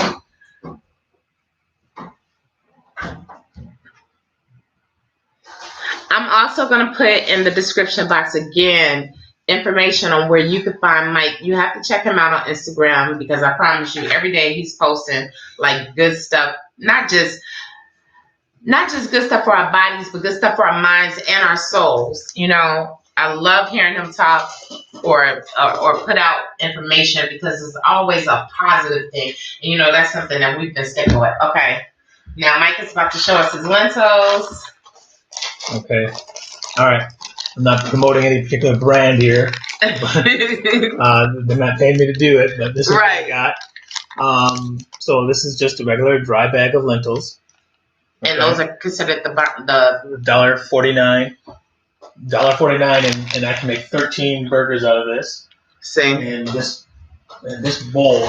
Now this is how the sprouted lentils look. Okay, so this bowl of sprouted lentils lasts me for quite a while. Now these are a little bit. I don't know if you can see them real well. Yeah, you can go ahead. And you all can see the little tail. It almost looked like a little tadpole. Yeah. It's like a little. So you can see the little tail on that guy right there. Right. Okay. So that process, I have posted videos on it twice, I think, on my Facebook and my Instagram. I've seen it. How to do that. So it is literally out of the bag, in a metal bowl, or whatever you choose, full bag, soak, cover the lentils. Now you said metal bowl. Does it have to be in a metal bowl? You said or whatever you choose. Whatever you choose. I mean, I just don't use plastic, so I limit my plastic. I want to ask you about that too, because a lot of people. That's another reason why I haven't really posted anything that I've done on any of my recipes or anything like really like show me making anything, because I do have a lot of plastic, and I know everybody's tripping on what is it, the BPA. And I don't have the glass shards that I have. I use for my candles at the studio. All the containers that I have. So is it a big deal? I mean, is it really a big deal to like keep everything in glass, or? Well, I mean, you just evolve. We talked about the language, how we talk to each other, and how we want to address people. We want to evolve using the language as a tool to help people feel better. So you address this young man as a king, and all of a sudden he was like, "What are you talking about?" Right. But I'm sure he felt afterwards, "He called me king." Right. Hopefully, I hope he did. Yeah.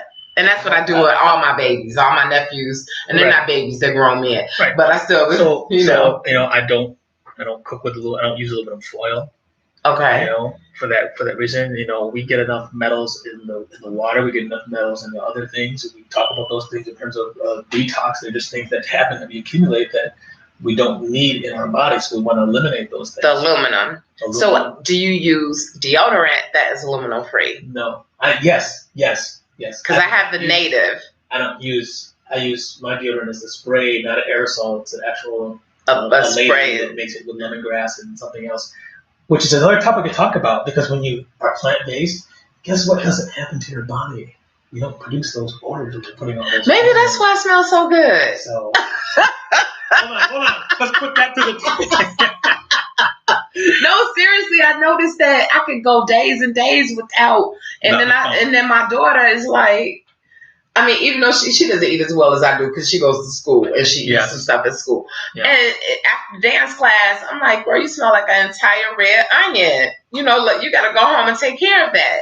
And I'm scared for her to use like the native because I'm not sure if it would even work for her. And going to school, moving around.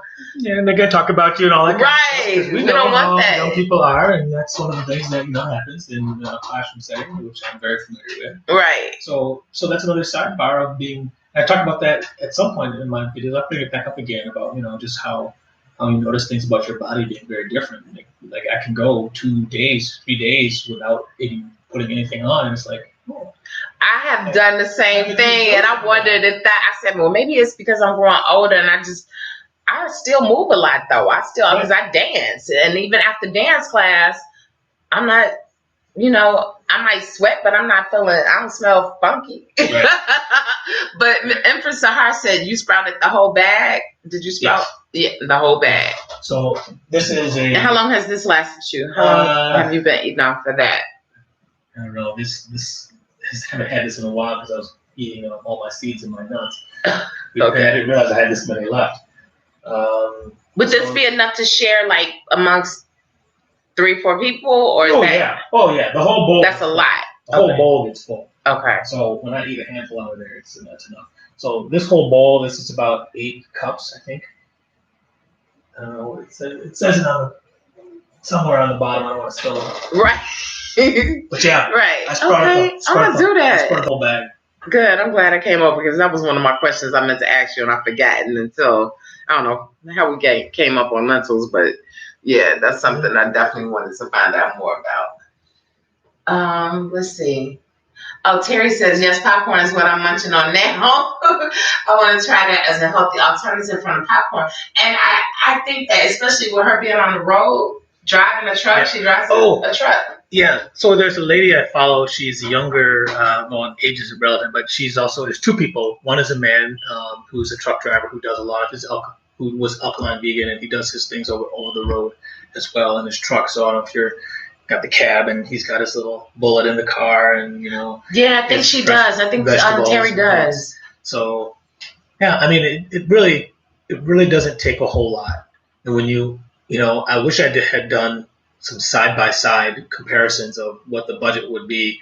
I'd have to go and make an effort to do it now because I don't buy chicken or I don't buy meat. Right. I don't buy other things. And people talk about, well, it's so expensive to eat organic food.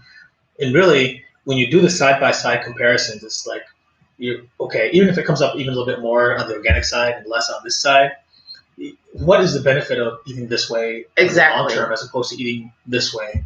Absolutely. You've seen what this does over here.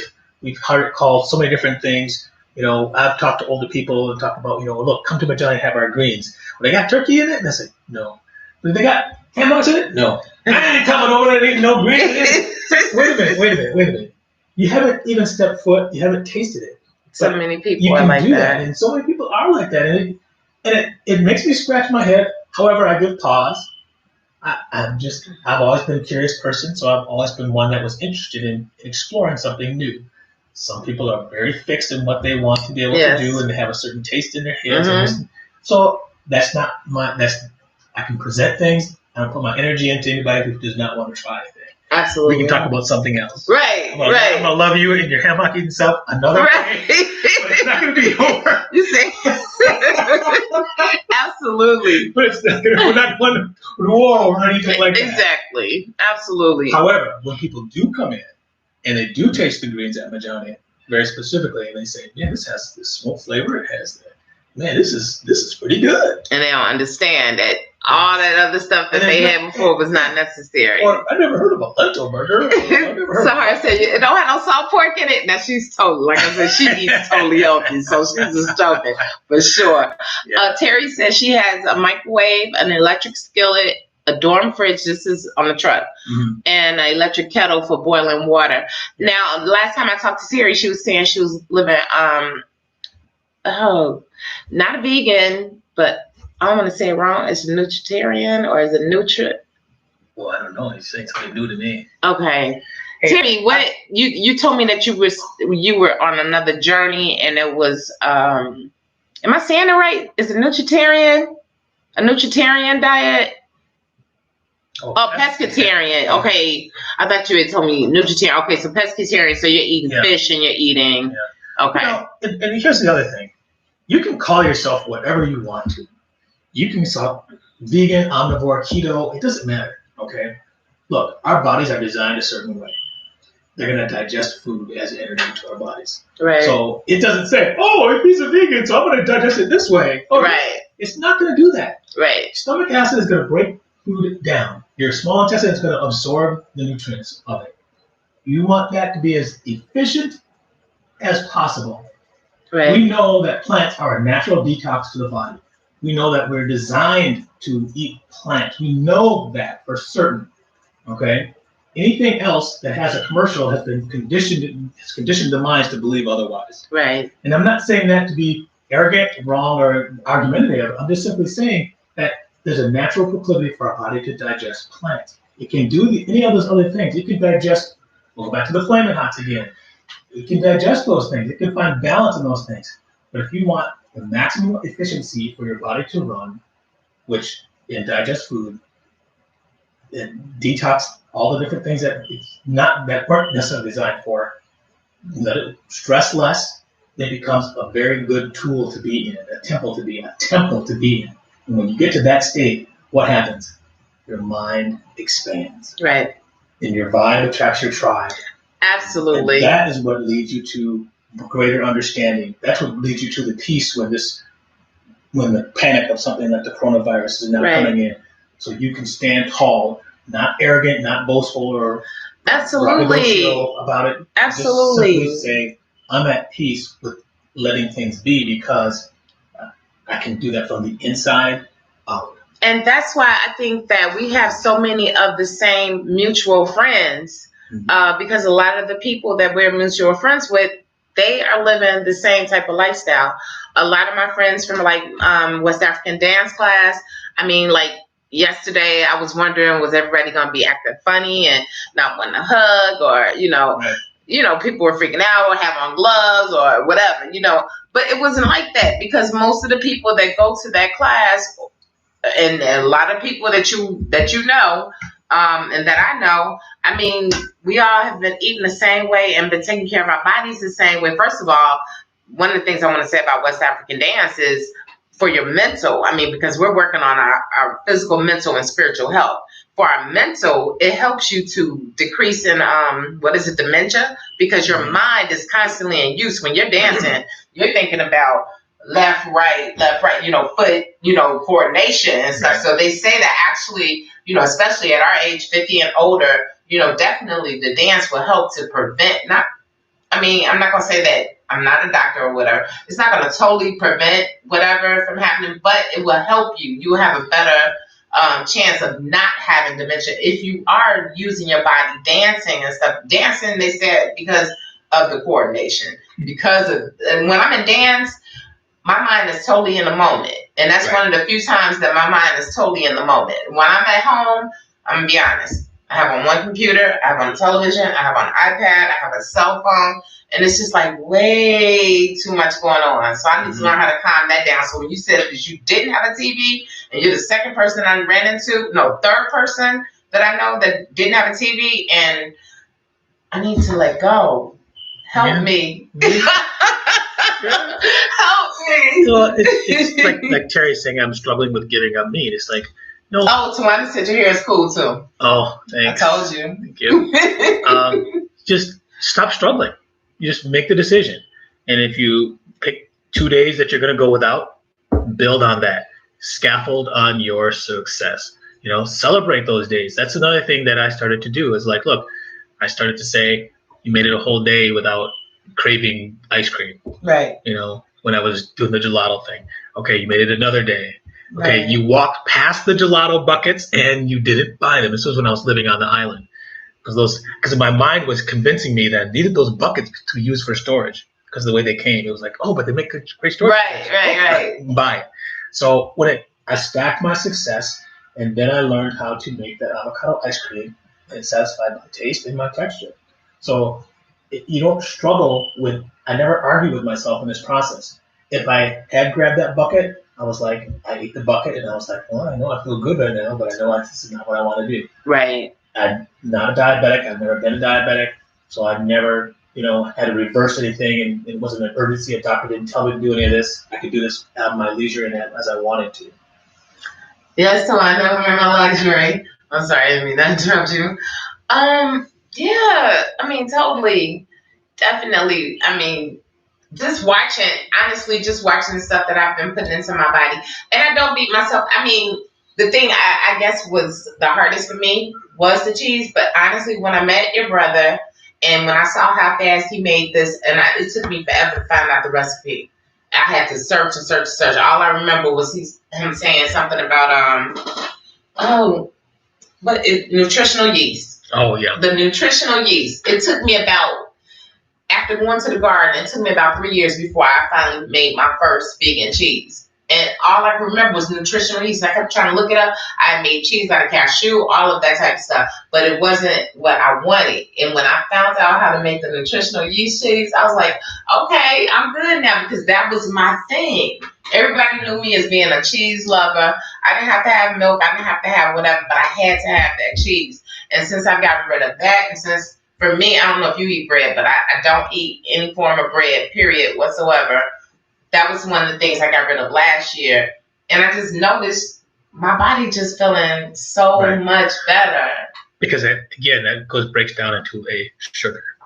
So like I said, when I do my carb days, I had French toast, I had the grits, I had cheese. I had the chocolate. I didn't eat it yet, but it's in there. I mean, I love it because I prepare my body to be able to not store it, but to now use that as an energy source to fuel the things that I did, because I did a great workout before I went to the restaurant. Okay. Speaking of workouts, so what are some of the workouts that, it's a lot of women in here right now. I would say it's probably about 90-some% women in here right now. What are some of the workouts? And then with Terry as well, with her being out on the road and having to get out, stretch a little bit, not having enough room or space, don't want to be, where they pull up. So I dance at home and I do Afrobeats dancing at home. She just said she's on the Wii. Our next broadcast, we're going to have to deal with the little ankle biter in another room or something. We're going to do the Wii. Let's do Wii. Wii has been, they stopped making all the Wii stuff except for the Just Dance, and I have every last one. I have over 75 Wii programs made for either meditation, relaxation. Sometimes I go fishing. Sometimes I bowl. But I have all the Just Dance. I have the other Dance Revolution, where you got to tap on the mat. And I swear I lost 60 pounds in less than a year. Right. This was a while back after I had ISIS. I had lost 60 pounds when I had moved over here and got really depressed or whatever, and gained weight and wasn't working out the way I was. And I started doing that week, and sometimes just honestly walking. I told my daughter, walk around the couch while you're watching TV. Right. You know what I'm saying? Just don't sit on the couch. Move around. You could just walk in place. Get over the 10,000 steps per day that they say that you need. Right. And I promise you, because I used to wear the little, before the Fitbit and all that came out, I had a little bracelet that I used to put on my ankle. I used to clip it on my shoe, and it would show how many steps I did. But if I did this one program by week, it was called Walk It Out. And I swear, when I made it to the end, I mean, most of the times I would do 5 miles in a day, 3 to 5 miles. And before you know it, you're like, wow, I did 3 to 5 miles. Exactly. And that helped with my anxiety. I have to be 100% honest. When I work out seriously, strongly, when I was taking medication, I did not have to take medication at all because of the endorphins and all the different stuff that goes on. Working out definitely goes hand in hand with eating right. So, you can sit in your house. You don't have to have a gym membership. Right. You don't have, like you just showed, the bottle of water. Bottle of water, yeah. I mean, to tighten up some of, I have a few weights at home, but just to tighten up anything. I mean, you have to definitely, I believe in building muscle mass. Well, now you make me want to take my shirt off and show, but I will save that for another time. I was going to say, I'm like, what? Actually, I have a post on that. I have a 17-year-old version of myself with the shirt off, and I have a 53-year-old version of myself. I think I've seen it. 36-year difference. Did you post it on? It's on Instagram and Facebook. I seen it. Check for the May 19th post, and I have my shirt off. And that's not even a good picture of me, but I do have better abs. Here, I'm gonna put you down right now, so some of the people can go ahead and sign on. It's So while you're Mike's Vegan Journey, so while you're typing that in the truck. And I do a lot of driving as well. So my chiropractor told me how to, raise up on my glutes, flex and hold. You squeeze your glutes, flex, and hold. You raise your glutes and do that. Area that feels good too. See, after standing up for so many years doing hair, my tailbone was up in here. My shoulders were bad, and my tailbone became bad. But yeah, I could feel it in my. There. And then you learn to do, another mile marker. I did it right. Mike's Vegan Journey on Instagram. Yep. And then it's also Mike's Vegan Journey on Facebook. Same. And then you do alternate, when you're doing right, left, left. You do that for the next mile marker or whatever. Am I doing it right? Yeah. I mean, and you're doing it right because then you start to feel. You can feel it. You feel it instantly. And those are some of the little things to I can do that while I'm sitting on the computer all the time. Right. You just do it. You just start firing those glutes and the upper part of your hamstrings and that's an exercise. But there was a lot of things that I started to do that just, push-ups, lean on the fender of not the fender, but, the step on the bottom of your 18-wheeler, and, you start doing push-ups from that instance.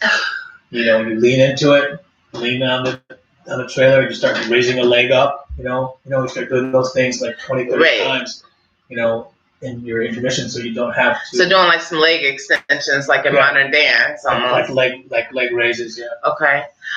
Terry, Ade, I'm sorry, she popped back in after an hour later saying the shirt. She's talking about taking off this shirt. Well, I know, I turned around too. Ade is from Chicago too, but she left us. She moved to Arizona. Yeah. Okay, Terry is saying in the driving mode, this is something you can do while you're driving, and it gives you another distraction while you're we're doing our glute lifts right now. Like, could you imagine seeing somebody next to you while they driving? They like, hey. And then you look over, they like, what's she sitting up? What's she doing? But I jam all the time when I'm in my car. Oh my God. Oh, they say she's all toasty and warm now. And I am I follow a hashtag called fit black men, fit black women, and fit black men. Is that on Instagram? That's Instagram, yeah. And and a lot of guys are in there. They're doing their workouts and that kind of stuff. I don't have anybody here to film. Is it separate, or is it fit black men and women? Okay. Yeah. Oh, yes. So it's fit black men and then hashtag fit black women. Okay. And and you get all the young people in there in their 20s and their early 30s or whatever, but there's people of all kinds of ranges, and this is another thing in our imaging is very important to our eyes, or we make instant messages from those, and we bring those to our subconscious, like, oh, we have to look like that, we have to do that lift. So a couple of things. One, when those people look like that, well, they look like that when they're your age. Right. We had that conversation off screen before we started. Right. Number two, some of the lifts that they're doing, you have to be very careful because people will look to imitate those moves. Some of those are extremely advanced moves that they're only doing for a short period of time or for that video. If that's part of their regular workout, great. If it's not, you don't know that. So you have to move within the comfort ranges, within the growth range of your body. Comfort is one thing because you want to go beyond your comfort zone to the growth. So I say growth range. You have to know that you can advance certain things. Like just this exercise right here, just this right here is a good shoulder stretch. And that's what I used to do on the machine. I used to have a machine that I worked on, but you don't even need that, right? You don't need the machine because I use my water jugs and I do that. That's 8 pounds. Yeah, that was one of my pounds that I use. I like you can use hand weights. You just use the movement and the stretches itself to get you warmed up. Earlier, I talked about my transition, and I made a brief transition to the gym before the coronavirus came out. And now, because we don't have the sanitation things to wipe the things down in there, but I do this almost every day where I do my workout with however my body wants to move, I do it. And I started counting the reps now and doing them, 30 of these, 35 of this, and so I went and I did the same exercises in that gym with the dumbbells. Right. And like I said, my body wasn't stiff or sore afterwards, and it was just totally acclimated to this style of living. So I put enough energy in to live the life that I'm living. Right. And don't put more energy in that I can consume or store. Let's talk a little bit about and because it has been such a peaceful time spending with you. Let's talk about because we talked about the physical, as far as putting food in our bodies. We talked about the you know, exercising and all that. The mental, because a lot of times, a lot of people, like I know a person right now that is suffering, that is struggling, that I know is a very productive person, and because she's going through like some depression or whatever, her whole body is breaking down completely. I mean, like, can we talk a little bit about like some of the mental things, because I know you are, well, from what I read, you are kind of like me. You're comfortable with being by yourself. You don't have to have a whole circus or crowd of friends or whatever, and you're cool with being at home alone. Me, I'm cool with being at home with Lucky and Isis. I'm great with that. But what are some of the mental things that people can, or what are some of the things? I mean, like you said, not having a television, because it's a big distraction for me. Yeah. I mean, picking up a book. I mean, what are some of the things that people could do to like lift themselves up out of that mental, funk like that people go through, or to. You don't always have somebody to push you. You don't always have somebody that's going to call and make you feel better. So sometimes you just got to push yourself. Well, and I think at that point is when I realized that nobody was coming through that door to cook for me, clean for me, bathe me, love me. I'll say it just like that.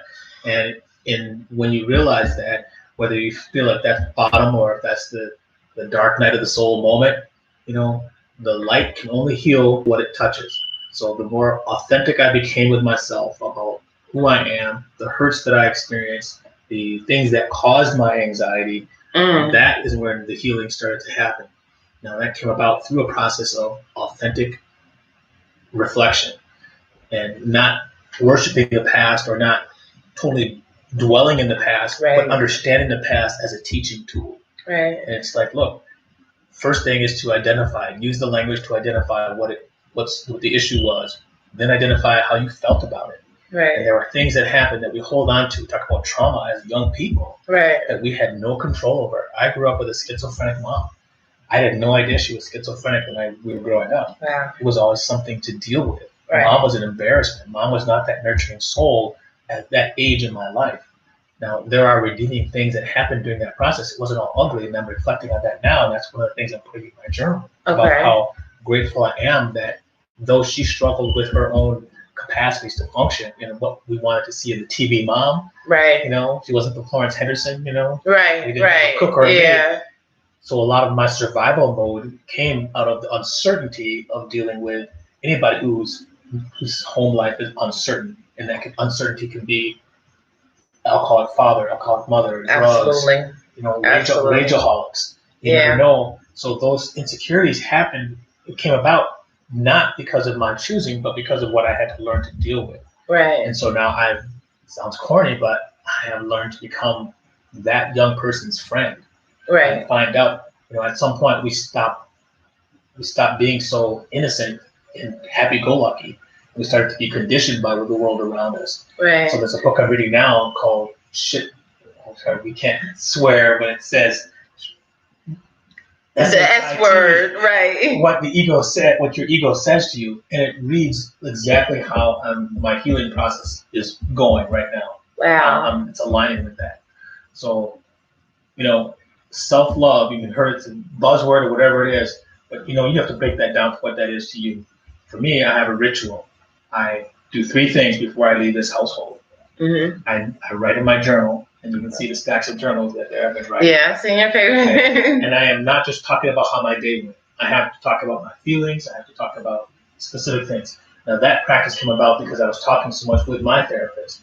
Now, you don't have to talk much about this, but I went through that whole thing. I was taking drugs to be in a situation where wasn't happy. Or wasn't happy, and I was like, if I have to take drugs to feel like I need to belong here, then I don't need to be. I need to look at a bigger picture. Right. Absolutely. And so, getting those things out of your system is not easy because, they work on your uptake system, and they work on your nerves, your nervous system. And so you Absolutely. take them in increasing doses, and you get off in increasing doses, and afterwards you still get shocks and tremors, thinking that. Absolutely. And so when I went through that phase, I was like, I cannot have this in my body, and that's me. That's my story. 3 years before I went to the island, I was off with them, and then when I got to the island, I was like completely a different person in 6 weeks. I didn't have sleep apnea, mild sleep apnea indications. I got off all that. So I was just changing the environment. I was just about to say, yes, by changing the environment for me also, because I remember somebody saying, I believe that you've been faking all this time and everything. You don't really have panic attacks. You're not really sick and blah, blah, blah. You just been making it up. Like I was trying to get attention. It was because, honestly, when I traveled to different places, like I traveled to Las Vegas, for some reason, because I didn't have to worry about my phone. I didn't have to worry about regular situations that were going on in Chicago. I slept well. I didn't have any problems with insomnia. I didn't have any problems with having panic. I didn't take any of my medications when I was on medications when I was down there. The same thing when I went to my best friend's this past summer. I was like, wow, I'm sleeping just like that. I mean, he was in the room, like on the computer. Am I bugging you? Am I disturbing you? And I'm like, you know, and it does, changing your environment a lot. And then also I want to say, and then maybe you can help me out with this, you know, especially during this time when everybody just wants to talk about the negative things that's going on. Oh, I'm freaking out about the coronavirus. Oh, I'm doing this. Last night I had to remove myself from a conversation, you know, because that was one of the things that I learned through therapy, through my psychologist, and my psychiatrist, my psychologist, and my therapist. Was that I have to remove myself from things that make me feel uncomfortable. Especially if I tell you in the beginning, look, I don't feel good with this, and if it's making me feel a certain kind of way, I have to remove myself, meaning I have to get off the phone. I'm not about to allow myself to sit here and soak up all that negativity. And that's self-love, and it's living with boundaries, and we are not conditioned to live with boundaries. Right. And people will look at that like, oh, that's so rude. You won't listen to me for another 5 minutes. Or they think you're crazy because you're not tripping out or freaking out with them. Yes, exactly. And that is a very interesting and salient point that you brought up. Live with boundaries, and it's okay to excuse yourself from that negativity. Right. And say, hey, I appreciate you. This conversation is uncomfortable. I'm going to have to bow out for a little while. And you do that. And that's living with boundaries. And that is absolutely okay 100%. To do that. It's definitely 100% okay to do that. And after that, I also refer to myself as a recovering people pleaser. Yeah, I remember you talking about that. So when I say that, I mean I say that is an accurate description, because even if I set that boundary and I move on from that, my ego will start saying, "What are they going to think about you? You know, you're rooting." That's like, wait a minute, I needed to protect myself. Ego, so shut. Right. Absolutely. Okay. And you have to ferret that out, and then make the move that are best for you and protect what it is that you've been growing and working on for all this time. You were looking for medicine to help you. Now you're doing it as an authentic way for yourself, because you're honest with yourself and you're honest in guarding who you are. Right. Because you're discovering who you are, and that's the healing process. I think for me, Mike, for a long time, I had developed a way of being able to block out things. I called myself the blackout queen. If there was anything that caused me any type of pain or any type of whatever, where I wasn't feeling comfortable or whatever, I would make it disappear to the point where it doesn't disappear. Of course, it goes into our cells. Of course, the trauma and all that stuff stays with us. And later on in life, I found that, it built up and it started coming out of me. I developed, and I jokingly talk about it on here, and I may have said something to you today about Angelo, but I honestly did develop another person that I use, that helped me. Angelo is the one that will strike out. Angelo is the one that, will flip out at the mouth. Angelo is the one that will check you. Angelo is also the one that protects me. You know what I'm saying? Mm-hmm. And I don't know if that sounds weird or not, but I did develop, that was some of the things that I had to do. Well, he was one of the people that I had to use to just deal with everyday life, because I felt like I became very, very soft and mild-mannered when I had my daughter. Well, not exactly when I had her. I would say maybe maybe 2 years after I had her, because in the beginning I was rough. I was like hitting people with strollers and stuff if they were taking up the whole sidewalk. If somebody bumped into me, I was knocking them into shells and stuff downtown on Ontario by the Rock and Roll McDonald's.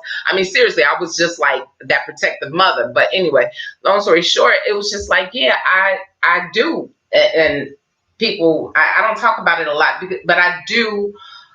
Angelo is the one who talks to me and says, they're trying to kill you. Don't deal with that. He was the one who had been telling me for years, get away from Northwestern Hospital. And I was like, no, but Angela's, she's comfortable.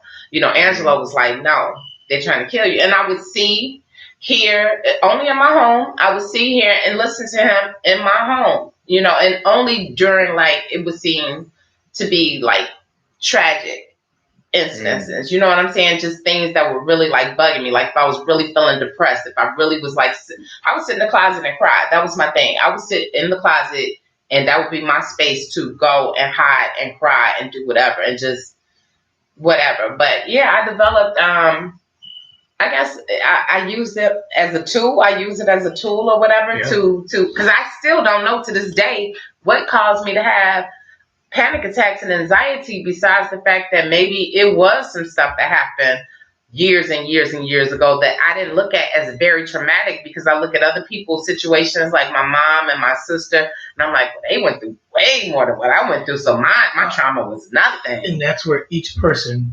thank you, Tawanda. This is about dealing with your authentic self, because you can't look at mom or brother or cousin or friends. You can only look at yourself. And there are things that it's like I'm grading up as I go through the different experiences in my elementary days, back to the first girl that I kissed, and back to my first rejections, right. And how I viewed the men culture at that time, how, we were just trying to see how many we could be with and stuff. And looking at all of those things and how those have figured, how those have played out in my adult life. Right. All the disappointments, all the things that happened during my life that nobody was there to explain. Right. So I filled in the gaps for myself. Now I have to go back and fill in the gaps for myself. Right. And it just, be that friend that wasn't there for me at that particular time. Right. And I think that's where you make the most of your healing is to find those areas. And sometimes maybe you need an Angelo to go in and guide you to get there so you can get there safely. But it's your journey to explore. Yeah. And that's why talking to others is not that you tell them all of your secrets. It's just that they give you a plan to deal with all of the things. Because I no longer see my therapist, my psychologist, and but I have a wonderful vehicle of repertoire of tools to go in. And that was the main thing, was getting those tools that work for you.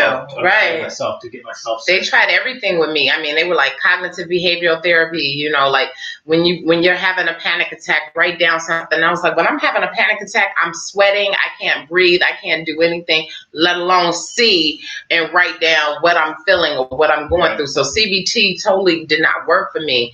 But I think that it's very important that we, in closing, because we're going to end in about 7 minutes. In closing, we have to take care of our spiritual. Well, let's start with physical, because I always call it PMS: physical, mental, and spiritual health. And I mean, all of that is important. And people think, oh, what does that have to do with hair? What does that have to do with skin? What does that have to do? It has everything, because if your physical, if what you're putting into your body is not right or whatever, that's going to come out through your skin. If you're wondering why you have to wear pounds and pounds and pounds and pounds of makeup, see, like right now, I don't have on foundation or anything. This is my natural skin with a little blush, and I threw on some eyeliner and some lipstick when I walked in the door, right? But you don't have to wear pounds and pounds of makeup. I wear makeup because it's a part of my creative side. I've been in the beauty industry for a long time, and it's something I enjoy doing. It's just something different for me. And then again, because I'm just now really starting to get out and explore and be around people again after all these years, and not, like I said, Mike's house is the third house that I've been to in years. I mean, outside of family, the third house. Even I had to leave one of my cousins' homes before that live in my building because it got too crowded. I had to get to the point where I felt comfortable with just being, with somebody and having a regular conversation after being a total extrovert, party girl, live, all in Germany, being wild and everything, and then to change and totally be an introvert and, kind of agoraphobic and stay in my bedroom and bounce on my bed to the point where I broke my whole mattress down, seriously. So this is like major for me. This is, good. Yeah, and you're the first male whose house I've been over and, actually sat back and felt comfortable and had a conversation with. And today has been wonderful for me. I don't know how you feel, but I feel great. I feel energized. I feel charged. I didn't know what was going to happen because you were like, well, what do you think about? But yeah, I think physical, mental, and spiritual health is very much important. Very much important. And I can say the same for me because it was a moment of panic. Someone's coming into your space. Right. You're allowing somebody to come into your space. Right. I was apologizing for everything that I didn't get to. And I just finally said, look, this is your ego. Shut it off. He even wanted me to go to Majani's. And I was like, okay, we can do Majani's. As a matter of fact, I had forgot to take the Majani part off of the post that I put on Facebook or whatever, if you all see that. But it's a healing journey for me too. So, yeah. And you make me feel so normal. Well, I appreciate that. I can say the same. And hugs are good. Remember that time when I sent you a message? I said I didn't say a hug, I need a hug. And you was like, well, I got it for you when I come back. Do you remember that? I do remember. Okay, and then when I saw you, we met up at the coffee shop. Yeah. And that was the first thing he gave me. And I was just like, oh, God. Because see, my daughter, she gives me those sideways hugs. She'd be like, yeah, okay, Mom, whatever. But we do need hugs. We need hugs. We need contact with people. And that was something that I had been lacking for a very long time because of fear. Thank you, Empress Sahar. I'm so glad that you came in because you were definitely mentioned. I appreciate Mike for allowing me to come into his space, for giving us all the knowledge that he has given, for making me feel normal, for answering a lot of people's questions. We're definitely going to put all his information in the box. And welcome, Mabel. Thank you so much. I love you as well. Thank you so much, Empress. Thank you for coming in. We're leaving in 3 minutes. You can definitely catch this in replay. Also, make sure you all subscribe. If you haven't already subscribed, I'm like 5 people away from 5,000 subscribers. So go ahead. Yes, 5 people. But I've been on YouTube for 10 years. And people get 5,000 subscribers in a month. Okay. But I just really started getting consistent and, evolving and stuff. And then this wasn't bad. People have asked for a YouTube channel. Yeah. And I have to start. I think you should do it. I think you should do a YouTube channel. Well, you have given me the courage to. You can do it. Move forward. I've seen your stuff on Instagram, and you definitely need a channel. So we're gonna put all his information there. And not only that, everybody that comes to the channel, Empress Sahar, I have your information. I have everybody's information actually that comes, all their social media and everything that's gonna be in it. But we're gonna definitely have Mike's information because you all would love to go over there and check out some of the stuff that Mike serves up. And he's very simple, like my life is now. I have to have everything simple and stuff. And I just appreciate you being here for me and being open during this time of everybody freaking out of saying, okay, let me let go of my guards and, let's do this. All right. And she said you definitely should have a YouTube channel. That's Empress Shapa. Right. And Tawanda said, have the best evening. Okay, everybody, thank you all. It seems like more people are coming in now that we're getting ready to leave. Much love to the family. This is great. Thank you all. This is only besides Isis and my mom, this is only the second person who's been on my channel live. And I've had a great time. I've had a very great time. No, it was an honor having you here and giving out all the knowledge. Because sometimes I need to receive. Sometimes I get stuck and I might be like, what was I talking about? But, being able to have a conversation. And now I feel like, yeah, I can go out someplace else and maybe I can go over to somebody else's house. Maybe I can't. I did expand last summer and I went to big places, big venues that had really scared me and that I had massive panic attacks. I did conquer that fear. So I was Right. over that. But it was still that social anxiety, that one-on-one, like, oh, how am I going to be? Is my hand's going to be shaking? Am I going to be nervous? Yeah, the drummers, yeah. When I went to Pier 31 and then going to see NDRE, that, you know, that was big over at Grand Park. That was major. That's where I had my last, like, major physical panic attack where I wanted to, like, hold on to a tree and not let go. I was so scared. It took me forever to get through that one. Which is, you know, when you can identify the things, that's the step to solving them. Right. Because you gave it a name and a face. Yeah. Language. So. Well, I think that we're both, I mean, I've learned some things about you that I didn't know today, and you probably learned a few things about me that you didn't know, and I'm looking forward to learning more about you. I appreciate you being here. Please don't be a stranger to my channel, and please, start your own channel. Everybody, we love you for coming into this live chat. You know, I said I was breaking the chats down to 1 hour, but if I have a special guest, especially somebody like Mike that has a lot of information, we're going to go over. We've done 2 hours. I want to thank you all for rocking with us, and thank you for the thumbs up. Thank you, everybody. You know, again, make sure you subscribe to Michael on Instagram, Facebook. I've put most of the information there already, but I'm going to make sure in the replay, people can see the information in the description box and some of the other places that he talked about that you can check out recipes and different things from. We're going to put that down there for him. And again, we like to say Majani is definitely it is the only vegan restaurant that I will go to if I go to a restaurant. I never brought food from Soul Vegetarian. I went to Hyde Park and I got sick and went to, I don't remember the name of that restaurant over there. It's a yeah. But I got sick. Then I stayed bloated and was sick and was in the bathroom for a long time. So so if I do go, you know, definitely support Majani. Definitely. And do you want to give the address as to where Majani is, or do you want me to put it in the description box? Well, South Shore and in Pullman location, Chicago. And Tawanda, you're already familiar with it. You've already been there, or whatever. There's not many people on here that are still in Chicago. That are in Chicago. 100% plant based. We make everything but the sauces. We make the sauces. We don't make our barbecue sauce. Already. Yeah, we don't. We use. You know, we don't sell lab produced meat.